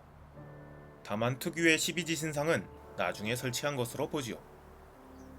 성덕왕릉을 찾는 역사적 지표로서 이거사지는 발굴조사되고 있습니다. 경작층 20cm 아래 신라 발해시대 유물층이 나오고 그 아래에서 이전 지표층이 나오니 사찰을 조성하기 위해 흙을 덮어 넓게 대지를 조성한 듯 합니다. 과거 항공사진을 보면 유난히 반듯한 구획이 보이는데 꽤 넓은 구역입니다. 현재까지 조사된 2차례에 걸친 발굴 결과 석탑을 둘러싼 회랑과 금당 그리고 강당과 부속 건물들을 포함한 정연한 사지가 사각 구획 안에 배치되어 남쪽을 향하고 있었다는 것을 알게 되었지요. 지금 전봇대가 서 있는 곳에 금당이 있었네요. 석탑은 원래 자리인 것으로 보이고 높고 넓은 기단부가 눈에 띕니다. 1층, 2층 기단부와 옥계석, 세매, 탑신부, 세매 등이 남아있고 원래의 모습을 찾을 수 있을 것으로 기대합니다. 다만 금당지, 석탑지, 중문지를 연결하는 직선이 정남은 아니며 효소왕릉을 가깝게 보고 있다는 것이 아리송합니다. 굳이 대지를 조성하고 성덕왕릉의 원찰로 삼았다면 왜 바라보게 하지 않았을까 하는 의구심이 있습니다. 그런데 똑같은 모습의 머리 없는 석불이 경주 남산 약수곡에 있습니다. 청와대 석불이 원래 있던 자리라는 주장이 있기도 한 곳인데요. 얼마 전 발굴조사에서 머리를 찾았습니다. 이마 가운데 수정, 백호도 수습되었지요. 아래쪽이던 부분에서는 금박도 확인되었습니다. 두 불상은 쌍둥이입니다. 대자도 똑같이 사각이지요. 같은 집단, 같은 발원자에 의한 조성을 생각할 수 있습니다. 금호봉 정상에 가까운 이곳은 약수곡 제4사지, 급경사의 험한 지형으로 조성된 축대의 높이는 3.2m에 달하는 곳도 있습니다. 여기 여러 단의 대지를 만들고 사찰을 만들었습니다. 주목할 만한 것은 성덕왕릉의 정확한 서쪽에 약수곡 제4사지가 있다는 것입니다. 성덕왕릉의 북쪽에 이거사지, 성덕왕릉의 동쪽에 불국사가 있습니다. 불국사의 중창은 재상인 김대성이 했지만 불사의 마무리는 신라입니다. 774년으로 성덕왕의 손자인 해공왕 10년입니다. 성덕왕은 명군이지요. 몇몇 왕릉들이 방위와 유관하게 사찰이나 시설과 연결된다는 것을 생각하면 남쪽의 연장선에도 무언가 있었겠지요. 이거사 정면 연장선에는 삼국유사의 양장곡이라는 이름의 배경인 버드나무가 많았음을 유추할 수 있는 대제지가 있고 이거사와 성덕왕릉의 연장선은 약 7km 전방에 195고지를 지나 과거의 바다였던 울산을 향합니다. 2013년 경주 신당리에서 발견된 왕릉급 고분입니다. 유사한 모습에 떠오르는 왕릉이 있죠. 전 민해왕릉과 겹쳐집니다. 둘레돌 맨 위 마감의 차이와 왕릉에 두는 12지신이 없다는 것을 제외하면 제1을 위한 상석, 묘역 조성을 위한 축대, 그리고 매남 유물까지 범상치 않은 고분입니다. 아니, 그 이상입니다. 원래 직경은 14.7m, 둘레는 갑석 기준 46.3m로 민해 왕릉보다 크며 하천에 인접하여 유실된 동쪽 사면을 감안하면 민해 왕릉의 20개에 비해 신당리 고분은 24개로 받침석의 수도 더 많았습니다. 관리를 위한 부속 건물의 흔적, 풍수지리를 감안한 앉은 자리, 무엇보다 의도적으로 봉분을 가리려고 한 것으로 보이는 흔적, 여기 누워있던 사람은 누구일까요? 신당리 고분군의 확인된 고분은 두 기입니다. 남서쪽에 같거나 더 큰 2호 석실분이 있습니다. 동남쪽 570m 떨어진 곳에도 신라 발해 시대 굴식 돌방 무덤인 신당리 고분 2가 있고, 서쪽의 얕은 산지 구릉에는 소형분 12기와 중형분으로 구성된 신당리 고분군 2가 있습니다. 그리고 여기 신라 발해 시대 세워진 신당리 사지가 있습니다. 전해지기로는 무열왕 때 원효대사가 신당사라는 사찰을 세웠다고 하지요. 이곳의 지명 유래라고 합니다. 인근에 삼국시대 유물산포지도 있고 거슬러 청동기 시대 신당리 유적도 있어서 이곳은 사람이 많이 사는 지역이었을 것입니다. 경주 천북면 일대는 경주에 근접하여 낮은 경사의 구릉지가 발달해 있습니다. 이중 송곡동 물천리 유적에서 청동기 시대부터 시작하는 주거지, 신라 발해 시대 다수의 토기 가마터와 고분들이 조사되었지요. 가마들은 기슭을 따라 북쪽으로 길게 이어집니다. 물천리, 갈곡리, 성지리, 동산리 등이며 특히 동산리 토기요지는 삼국시대 것입니다. 사러국의 성장과 같이 하여 토기를 공급하는 배후 지역으로 오랜 기간 이용되어 왔음을 알려줍니다. 이 지역은 신당천으로 같은 수계를 이루고 있으며 신당리 고분군은 그 출구에 조성되어 있습니다. 신당리 고분은 남겨진 흔적으로 더 많은 정보를 보여주고 있습니다. 여러 차례의 도굴로 남은 유물이 많지 않아 주인공의 위계와 위치를 알기 매우 어렵지만 조형 시기를 좁힐 수 있는 몇몇 단서가 있지요. 특히 외형에서 전 민해왕릉을 매우 닮았습니다. 전 민해왕릉은 만들어진 뒤 매납된 고로에서 원화 10년, 815년이라는 단서가 나와 그 이전 어느 시기로 좁혀볼 수 있습니다. 전 민해왕릉은 이근직 교수는 애장왕릉으로, 강인구 교수는 해공왕릉으로 보았습니다. 받침석과 호석은 산지가 다릅니다. 세밀한 입자의 호석은 인근 동산리의 화강암을 사용하였고, 거친 입자의 받침석은 남산에서 찾아볼 수 있습니다. 축대로 연결되어 있어 2호분의 조성 시기도 가깝습니다. 내부 구조는 봉토 붕괴로 복구한 이력이 있는 헝강왕릉과 유사한데 후기의 고분, 특히 주인공이 특정되어 있는 고분 내부가 조사된 경우가 흔치 않아서 비교가 어렵습니다. 시상 때의 구조는 신덕왕릉과 유사하다는 보고입니다. 신덕왕릉은 1963년 도굴로 조사된 이력이 있으며 마찬가지로 비교구는 적습니다. 신당리 고분의 석실은 정사각에 가까운 직사각형이며 2.9m, 2.7m입니다. 들어가는 길은 오른쪽, 시신을 놓은 시상대는 왼쪽에 있습니다. 천장은 위로 갈수록 좁아집니다. 도굴로 많은 유물이 나오지 않았으나 대부안의 경우 대부분의 의견은 9세기 초반입니다. 다만 현실 바닥의 흙, 고고 지자기 분석 결과는 650년에서 700년입니다. 무엇보다 고분주의 매납된 유물의 연대는 8세기 전반입니다. 따라서 신당리 고분의 조성은 650에서 750년으로 좁혀볼 수 있을 것입니다. 해당 시기 왕릉들의 연대는 다음과 같습니다. 치세를 기준으로 선덕여왕, 진덕여왕, 부열왕, 문무왕, 신문왕, 효소왕, 성덕왕, 효성왕, 경덕왕, 해공왕, 선덕왕입니다. 무열왕릉은 서학지구에 있지요. 문무왕릉은 가문사 앞바다 동해안에 있습니다. 신문왕릉은 낭산 동쪽이라는 절대 지명이 있어서 후보에 남기 어렵습니다. 효소왕릉 또한 망덕사라는 절대 좌표가 있어 제외입니다. 성덕왕릉은 이거사 남쪽이라는 절대 좌표가 있지요. 역시 거리가 있습니다.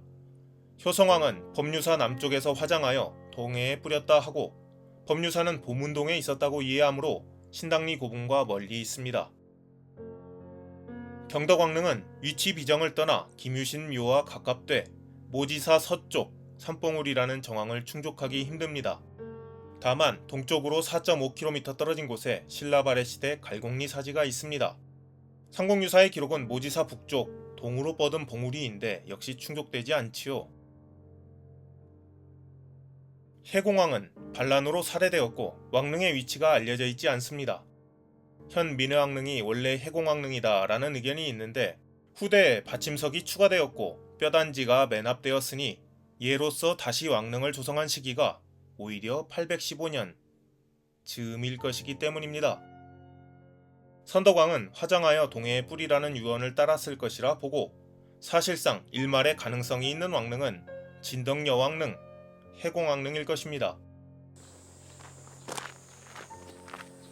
이 중 능원조성 특징으로 좀 더 좁혀본다면 해공왕릉이라 볼 수 있겠지요. 앞서 신당리 고분이 풍수지리를 적용했다 언급했는데 이곳은 아주 좋은 자리는 아니며 의도적으로 약간 떨어지는 자리를 선택한 정황이 보인다는 분석이 있습니다. 해당 보고서에는 남은 자리가 없었거나 최고 권력자가 아니었을 것이다 라는 내용이지요. 반란 속 비명의 치세가 끝난 해공왕의 최후 정황과도 이어지며 당시 이곳은 신라의 공업단지와 같은 모습이었을 테니 더욱 그렇습니다. 서라벌의 월성이나 중심지도 보이지 않는 곳이지요. 민해왕릉은 12지신상이 발견되었으나 신당리 고분은 그렇지 않다는 것.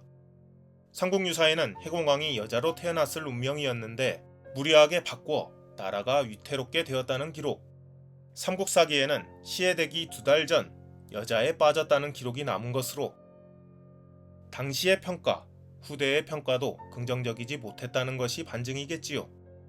물론 최성희 귀족의 고분일 가능성은 상존하고 있습니다.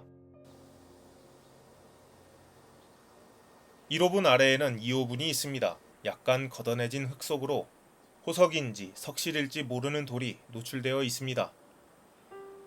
왕비 또한 죽음당했다고 했으니 어쩌면 비슷한 시기 조성된 두 고분의 정체일지도 모르지요. 발굴이 더욱 진행되어 주변 고분과 표토 아래 증거들이 추가된다면 실제 주인공에 더욱 가까워질 수 있겠지요. 이상하게도 경주 북쪽 가까운 곳에 왕릉이 없습니다. 마지막 성골왕, 진덕여왕의 왕릉입니다. 신라의 통일이 열리기 전 마지막 중고기의 왕이며 진골 왕들이 새롭게 등장하는 시대의 전환점을 상징하는 군주입니다. 왕릉 또한 그에 걸맞는 12지신상으로 장식된 멋진 모습이군요. 여기서 뭔가 이상한 것을 느끼셨다면 맞습니다. 전왕인 선덕여왕릉, 후왕인 태종 무해왕릉입니다. 공교롭게도 두 왕릉은 사서와 유물유적의 교차 검증으로 정확하다고 보는 왕릉들입니다. 따라서 사이에 있는 진덕여왕릉은 신라 발해 시대로 특징 지어지는 양식을 띠고 있어 그 진위에 많은 공격을 받습니다. 그렇다면 진짜 진덕여왕릉은 어디일까요? 삼국사기 신라번기 654년 3월 기사입니다. 진덕왕이 죽다 8년 봄 3월에 왕이 돌아가셨다. 시호를 진덕이라 하고 사량부에 장사를 지냈다. 삼국사기 신라번기 유리이사금 9년 육부의 이름을 바꾸고 성씨를 내리다 라는 기사에 사량부는 고허부라는 기록이 있습니다. 고허부, 돌산 고허촌, 사회부, 남산부, 경주 남산의 북서쪽이나 서학지구에 위치했던 것으로 보는 유력한 세력이었습니다. 사회부는 새로운 회부라고 해석되며 524년으로 편년되는 울진 봉평리 신라비의 모직지 매금왕, 즉 버풍왕은 회부라 기록되어 있으니 서학지구의 고분 중 버풍왕릉이 있다면 위치 비정이 잘 들어맞게 됩니다. 근래 봉분이 허물어지면서 적석이 드러나 가능성이 더욱 올라갔지요. 따라서 이 인근의 왕릉, 왕릉급 고분 중 하나가 진덕여왕릉에 가까울 것이며 다만 신분 문제, 핏줄, 세력에 관련된 일로 무열왕릉과 가까이 두지 않았을 것입니다. 태종 무열왕릉이나 선덕여왕릉의 입지를 생각하면 사량부라는 단서로 남산에 가까울 가능성이 있겠으며 크기는 선덕여왕릉의 연속성이 있을 것입니다. 선덕여왕릉의 지름 23.6m, 둘레 74m, 높이 6.8m이며 무열왕릉의 둘레 112m, 높이 8.5m입니다. 그리고 마지막 성골왕이라는 신라 고대의 상징적 의미를 감안하면 독립적인 공간을 누리고 있을 가능성이 있겠습니다. 남산 북서부에 외따로 있는 20m 왕릉에 준하는 고분. 월성에 근접하여 유난히 별다른 유적이 없는 봉우리가 있지요.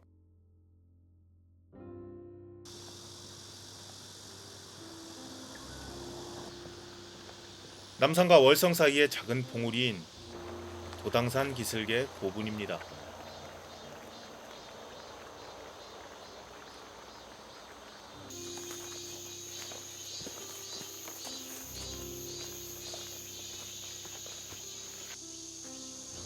몇 개의 고분이 모인 이곳의 이름은 식혜곡 고분군입니다.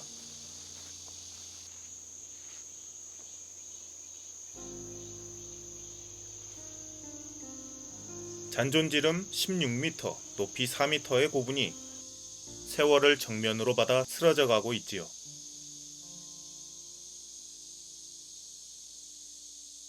좌로 청관사지, 우로 왕정곡 사지가 있으며 남쪽으로 식혜곡 사지가 있습니다. 사로곡, 신라의 중심 지역을 내려다보는 매우 상징적이고 중요한 위치. 이 고분은 얼마 전 진덕여왕릉으로 지목되었습니다.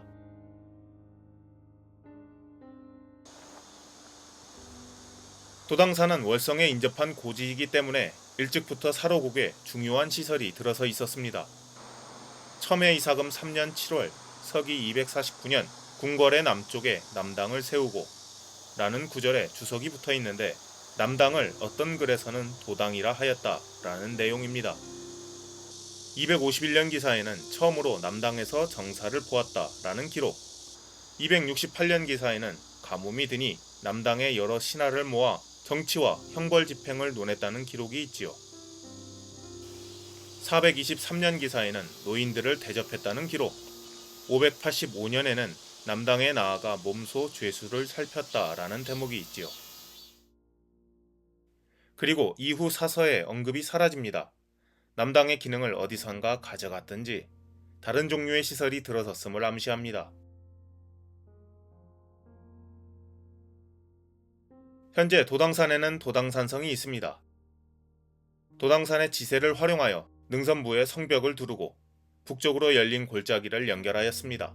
마치 엄지손가락을 치켜든 모습이지요.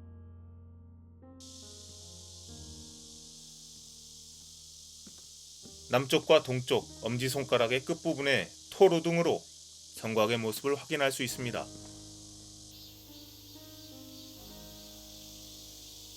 동성벽 회절부에는 문지도 보입니다. 얼마 전 발굴해서 목책열이 확인된 곳입니다. 특히 엄지손가락 끝에는 넓은 평탄지와 삼국시대 건물지, 기와편, 토기편이 관찰되니 여기에 남당이 있었을 가능성이 크겠지요. 남쪽 성벽 단면 조사에서 확인된 토기의 연대는 7세기 말 이전, 엄지손가락 끝부분 성벽 하부의 목탄층, 방사성 탄소연대 분석 결과는 서기 340년에서 400년 사이입니다. 화장묘가 들어선 시기에 성곽으로 운영이 중지되었다고 볼 수 있으니 도당산성은 4세기 초에 축조되어 통일 시기 7세기에 물려 기능을 상실했다고 좁혀볼 수 있을 것입니다. 도당산성의 운영 시기가 4에서 7세기, 진덕여왕의 치세는 647년에서 654년 7세기 중엽입니다. 시기적으로 잘 들어맞습니다. 진덕여왕릉으로 지목된 고분은 식혜곡 고분군의 가장 바깥쪽 도당산성 성벽에 인접하여 자리하고 있습니다. 고분의 수는 4기까지 세었는데 흙의 재질이 바스라지는 특성이 있어 쉽게 봉분이 유실되니 고분이 더 있을 수도 있겠습니다. 그런데 매우 습하고 질척이는 자리입니다. 산성에서 물이 모이는 자리에 고분을 앉혔군요. 보통 폐성 후 들어서는 고분들은 완만한 능선에 자리하는 경우가 많으나 지목된 진덕여왕릉은 정확히 물이 모이는 자리에 조성되어 있습니다. 오히려 그래서 고분이 살아남았다 생각되기도 하는데 도당산은 남산과 마찬가지로 후대의 민묘가 가득 들어서 있었기 때문입니다. 숲으로 인하여 지형 판별이 어려우나 1968년 항공사진에는 골짜기 내부에 진덕여왕릉으로 지목된 고분이 유독 뚜렷하게 보이며 좌우로 연화문계의 둔덕이 보이나 고분인지 확실하지 않습니다. 다만 주목할 것은 지목된 고분이 월정교에서 연장된 고대의 도로와 연결되어 있다는 것입니다. 어떻게 보이시나요? 식혜곡 고분군은 아직 발굴되지 않았습니다. 횡혈식 석실분으로 추정하고 있을 뿐이지요. 주위 능선에 고분이 더 있다는 보고가 있으며 약 10개에 가까운, 아니 어쩌면 더 많은 수의 고분이 골짜기 입구에 몰려 있었겠습니다. 월성이 바로 보이는 매우 중요한 위치, 7세기경 남당을 폐기하고 고분군을 조성한 중대한 이유, 이 고분의 주인은 누구일까요? 나라가 큰 위기에 처했을 때 역경을 돌파하는 총체적 힘은 무엇일까요? 하늘에서 내려준 영웅, 아니면 압도적인 힘을 가진 초월적 존재. 오늘의 이야기는 우리가 믿어왔던 호국신에 대한 이야기입니다. 삼국유사 제1기이 김유신. 나이가 18살 되던 임신년에 검수를 익혀 국선이 되었다. 이때 백석이란 자가 있었는데 어느 곳으로부터 왔는지 알 수가 없었으나 낭도의 무리에 여러 해 동안 속해 있었다. 김유신은 고구려와 백제를 치려는 일로서 밤낮으로 깊이 모의하고 있었다. 백석이 그 모의를 알고 공에게 일러 말하기를 제가 공과 함께 은밀히 저들의 나라에 들어가 먼저 정탐을 한 연후에 그 일을 도모함이 어떻겠습니까? 하고 청하였다. 김유신이 기뻐하며 친히 백석을 데리고 밤에 길을 떠났다. 바야흐로 고개 위에서 쉬고 있는데 두 여자가 김유신을 따라왔다. 보라천에 이르러 유숙하는데 또 한 여자가 호련히 나타나 이르렀다. 김유신이 세 여자와 즐겁게 이야기하고 있노라니 세 여자가 맛있는 과일을 김유신에게 대접하였다. 김유신이 그것을 받아먹으면서 마음을 서로 허락하고 즐겁게 담소하면서 자신의 상황을 이야기하였다. 여인들이 말하기를 공이 말씀하신 바는 이미 들어서 잘 알겠사오나 원컨대 공이 백석을 떼어놓고 우리와 함께 숲을 속으로 들어가시면 그때 사실을 다시 말하겠습니다 하였다. 이에 그들과 함께 들어가니 낭자들이 문득 신으로 변하여 말하였다. 우리는 나림, 혈례, 골화 등 세 곳의 호국신인데 지금 적국의 사람이 유인하여 데리고 가는데도 공은 알지 못하고 따라가고 있으므로 우리가 그것을 말리려 이곳에 온 것입니다. 신라의 국가제사인 대사, 중사, 소사중, 나림, 혈례, 골화 등 삼산에서 행해졌다는 대사. 처음 두 여신은 나림과 혈례였을 것이니 경주 인근의 성스러운 산, 나림은 낭산이나 명활산으로, 혈례는 단석산이나 포항, 어뢰산으로, 나중에 합류한 여신 하나는 골화, 즉 영천으로 연구되고 있습니다. 영천의 고대 소국인 골벌국은 완산동에 위치했고 유일한 관방인 대일이 성지가 있는 금호강변의 단해에 걸친 산악이 고라일 것으로 봅니다. 고라천에 이르러 유숙하는데 라는 대목도 충족합니다. 경주 인근의 주요 거점에 위치한 고대 새거지들과 함께하는 산들입니다. 백제도 3산이 있습니다. 삼국유사 제2기이 남부여 전백제, 북부여 세산의 신인들. 또 군 안에는 3개의 산이 있는데 일산, 오산, 부산이라고 한다. 백제가 전성하던 때에는 각각 신인이 그 산 위에 살았는데 날아서 서로 왕래하기를 아침 저녁으로 끊이지 않았다. 일산은 금성산으로 보고 오산은 능산리 고분군 앞에 오산으로 보며 부산은 백마강 넘어 부산으로 봅니다. 신라보다 구체적이지만 사비천도의 역사가 짧으니 수도로서의 상징성과 방위수단으로서의 목적성에 의미가 있다 할 수 있겠습니다만 역시 삼산, 삼신이 등장합니다. 다만 백제의 그것은 신라보다 도교의 영향이 좀 더 진하게 나타나지요. 삼국사기 백제본기 무왕 35년 기사에 3월에 궁궐 남쪽에 못을 파고 20여리에서 물을 끌어들였으며 사방 기슭에는 버드나무를 심고 물 가운데는 섬을 만들어 방장선산에 비기었다. 광장선산은 신선이 사는 곳을 의미하며 삼신산으로 대표됩니다. 삼국지 위서 동의전 예에는 그 나라의 풍속은 산천을 중요시하며 산과 내마다 각기 구분이 있어 함부로 들어가지 않는다. 호랑이를 신으로 여겨 제사 지낸다. 당군신화가 떠오르지요. 신이 내려오는 장소로서 민족의 연원이 탄생하는 장소로서 산은 신성한 것이었습니다. 이에 산에 사는 영물인 호랑이는 그 전달자로서 신선 자체로서 믿어졌습니다. 산신을 호랑이로 여겨 숭배하는 예족. 시간이 흘러오면서도 지역신앙으로 호랑이를 산신으로 믿었던 조상님들, 그리고 아직도 한국인들의 정서에 남아있는 신령한 존재, K-POP 데몬헌터스의 더피가 유독 친근한 것은 그 복실하고 귀여운 외모뿐만이 아니었지요. 그런데 의문이 하나 생깁니다. 산신, 호국신이 여성이라는 점입니다.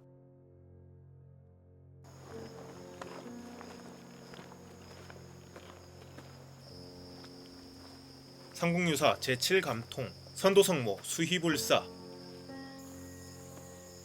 진평왕 때에 지혜라는 비구니가 있었는데 어진 행실이 많았다. 안흥사에 살면서 새로 불전을 닦고자 하였으나 힘이 모자랐다. 꿈에 한 여선이 외양이 아름답고 구슬로 쪽머리를 장식하였는데 와서 위로하여 말하였다. 나는 선도산 신모이다. 내가 불전을 닦고자 하는 것이 가상하여 금 10근을 보시하여 돕고자 하니 마땅히 나의 자리 밑에서 금을 취하여 주전과 삼상을 장식하고 벽 위에 53 부처와 육류 성중 및 여러 천신 오악신군을 그리고 매해 봄과 가을 두 계절 10일 동안 선남선녀를 다 모아 널리 일체 중생을 위하여 점찰 법회를 여는 것을 항규로 삼아라. 지혜가 곧 놀랍 깨어 무리를 이끌고 신사의 자리 밑에 가서 땅을 파서 황금 160냥을 얻었고 잘 따라서 곧 완성하였으니 모두 신모가 이끈 대로 하였다. 그 사적은 오직 남아있으나 불사는 폐지되었다. 이차돈 순교 이야기와 함께 신라의 토착 종교가 불교와 융합되는 모습을 보여주는 대표적 사료입니다. 여기서 서학산의 산신이 여성으로 등장합니다. 선도성모는 삼국유사의 기록에 의하면 중국 황실의 딸로 서연산, 즉 선도산에서 지선이 되었다고 하지요. 박혁거세의 어머니로 기록하며 선도산 정상의 서학동 마예열의 삼존 입상을 선도성모로 봅니다. 신기하게도 실제로 박혁거세가 낳았다는 나정, 첫 궁궐이라는 창림사지 방향을 바라보고 있습니다. 감실부처로 유명한 할매불상입니다. 아직도 경주 시민들의 사랑을 받는 불상입니다. 혹자는 선덕여왕일 것이다 라고 하며 혹자는 토착신앙의 여신을 표현한 것이다 라고 합니다. 소는 소매에 넣은 채 가부좌하고 있어 불상의 가장 중요한 판별 요소인 수인을 알 수 없고 불교적 요소도 희박합니다. 일본 교토 마스오 타이샤의 목조 여신상과 매우 유사하여 7세기 제작된 것으로 보는 할매불상이 9세기 즈음 일본에 전해진 것이 아닌가 하는 것입니다.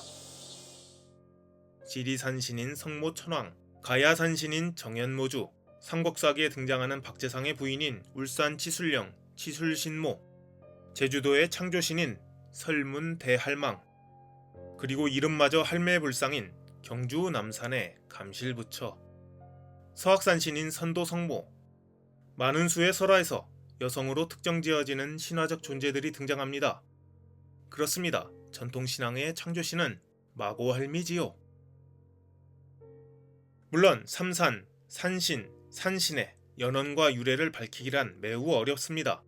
민간에서 산과 융합되어 전래되어 왔으니 명확히 나눌 수 없는 문제이지요. 다만 뜻이 완전히 다른데도 불구하고 발음이 비슷하다는 공통점이 있습니다. 사람의 발음에 따라 뜻이 옮겨가며 전해져 온 것은 큰 뿌리에서 납득할 수 있는 부분이라 생각되지요. 농경사회 특유의 출산과 인간의 영속에 관련된 밀접한 연결점은 여신, 삼신이라는 요소와 융합되기 알맞은 관념입니다.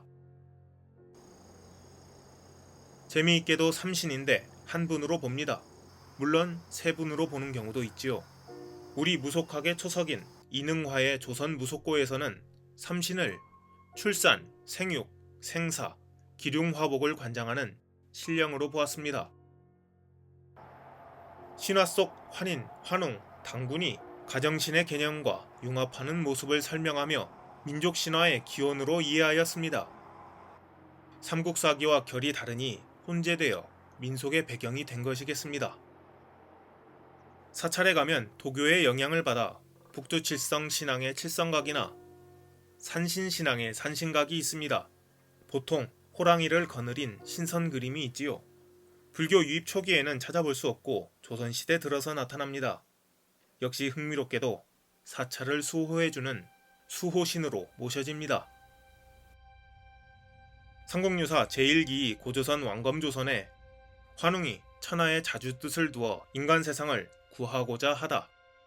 환인의 서자 환웅이 홍익인간하기 위해 태백산 정상에 내려오지요. 현재의 북한 묘향산으로 봅니다. 이어 호랑이와 곰 설화가 나오고 환웅과 옥녀가 혼인하여 당군 왕검을 낳지요. 당군 왕검도 천수를 누리고 산신이 되었다는 이야기입니다. 산으로 내려와 산으로 끝나는 설화입니다. 우리나라가 산성의 나라인 것은 이유가 있습니다. 대동여지도 경주를 살펴보면 선도산 아래 상성이라는 곳이 있습니다. 성이 성곽을 뜻하는 한자입니다. 원래 이름은 서형산군, 신라 경덕왕이 이름을 바꾸었습니다. 이곳에는 신라 수도방위 부대 6기정 중 5개의 부대가 있었다고 하지요. 남기정은 남산성, 고허성, 중기정은 부산성, 서형산성, 서기정은 부산성, 북기정은 북부, 북형산성, 막야정은 북부, 양동리산성 등으로 비정되어 있습니다. 모두 경주로 들어오는 주요 통로에 위치합니다. 남동 통로는 관문성으로 보호받고 있었고 외려 북부 지역이 눈에 들어옵니다. 사로국도 중요하게 생각하여 일찍부터 공들이던 지역이지요. 그런데 수도 방어를 생각하게 하는 성곽이 매우 적습니다. 군사시설로 생각할 수 있는 성곽은 사실상 북형산성 하나이지요. 경주에는 어림산을 넘어가는 통로가 하나 있지요. 형곡면입니다. 여기에는 우곡정이었던 북기정이나 관아랑지정, 북아량이었던 막야정이 있었을 것으로 생각됩니다. 현대에는 어림산 중턱을 서쪽으로 넘어가는 904번 도로가 개설되어 있는데 과거에도 길이 있었음을 짐작하게 하는 몇몇 유적이 남아 있습니다. 두 곳의 신라발해 시대 남사리 사지와 석탑, 고개 너머에 삼국시대 칠전리, 덕정리, 논슬리 고분군 등입니다. 신라인들이 중요하게 생각했던 영천 완산동의 골벌국, 신라에 편입된 이후 골화현과 교통하는 길 중 하나였을 것입니다. 그런데 이곳에 눈에 띄는 성이나 시설이 없지요. 1977년 간행된 문화유적 총람을 뒤져보기로 합니다. 관리번호 0914-01-185번 월성 오류리 성지, 둘레 900m 정도의 석성, 신라시대 9번에 걸쳐 진지를 구축했다 하여 구진산이라 불리운다.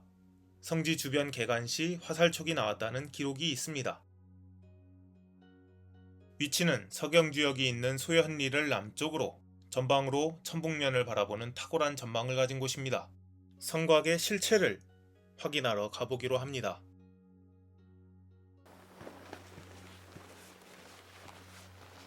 비 예보가 있습니다. 하늘이 새까맣습니다. 진덕여왕릉 주차장에 차를 대고 능선을 따라 보고된 오류리 성지로 올라가기로 합니다.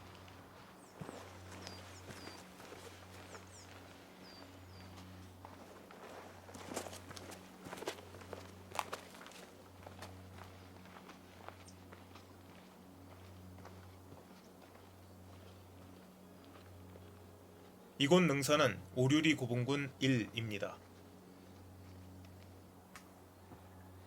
올라가는 길 곳곳에 있는 고분은 탑사가는 길 발걸음을 인도하는 시치미이며 간혹 희미해지는 숲길의 이정표입니다. 사실 오류리 성지는 잘 알려져 있는 성이 아닙니다. 현재는 소현리 성이라 부르며 몇 번의 조사에서도 쉽게 정체를 드러내지 않습니다. 그도 그럴 것이 과거의 요충은 현재의 요충이기도 하기 때문이지요.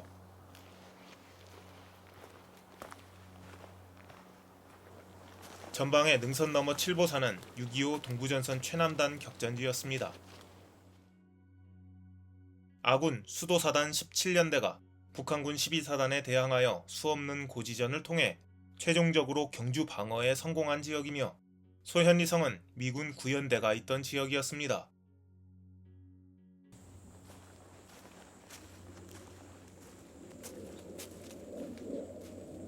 동쪽 봉우리에 진입하기 전 자연적으로 만들어진 2m 높이 단해 아래 수박돌들이 흩어져 있습니다.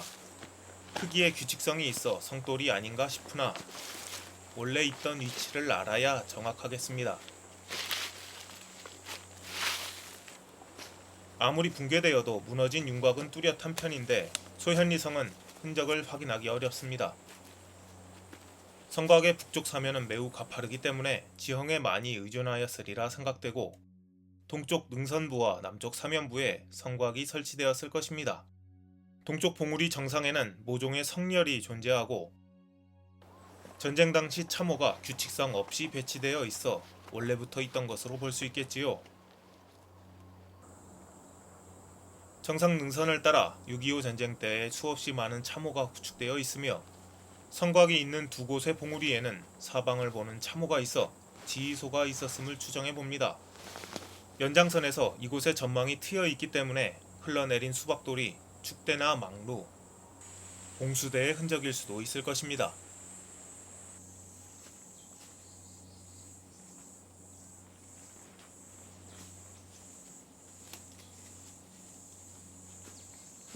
서쪽 봉우리는 비교적 평탄합니다. 덕분에 전쟁 후 분묘가 많이 조성되었습니다. 건물이 있었을 만한 위치에서 표토를 긁어보는데 바로 생흙이 나옵니다. 전쟁에 자취던 개간의 흔적이던 비교적 최근에서야 숲이 생겨났고 그 이전의 모습은 비와 바람에 벗겨진 상태였겠지요. 그리고 서쪽 끝부분 해절부입니다.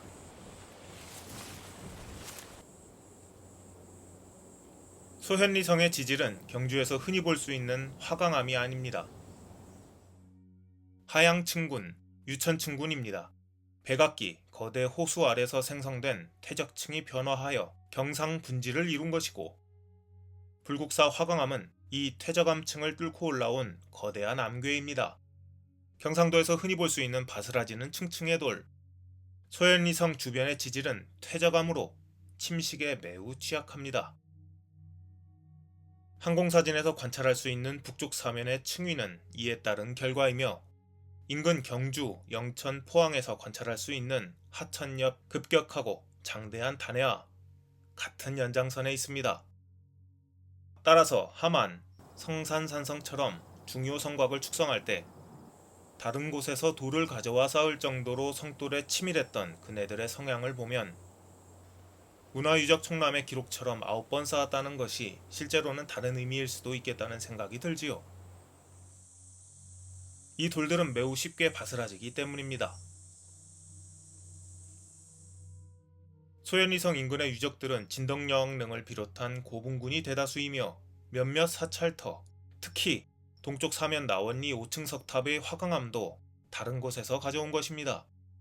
큰 규모의 고분군이 있으면 사찰터가 같이 있는 경우가 많은데 인근에 보고된 사찰터는 소현리 사지와 더불어 두 곳이며 나원리사에 투입된 공력과 규모를 보면 중요한 사찰이었음을 미루어 볼 수 있고 신라 왕실의 태를 묻었다는 안태봉과 함께 왕실 제2에 대한 기능을 기대해 볼 수 있겠지요.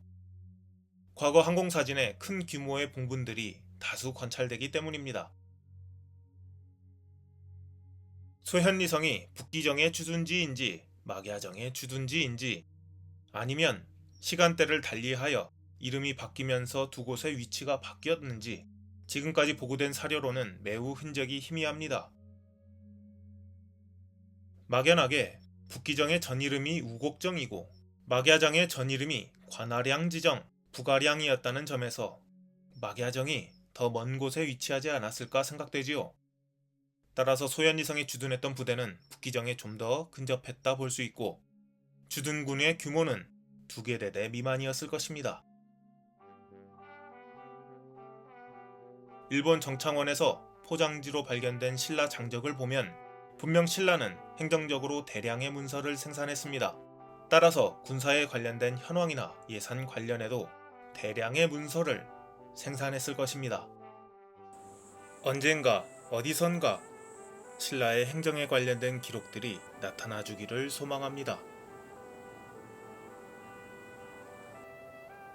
진덕여왕릉에 대해서는 논란이 많지요. 현재 양식은 진덕여왕 치세인 647년에서 654년보다 이후의 것입니다.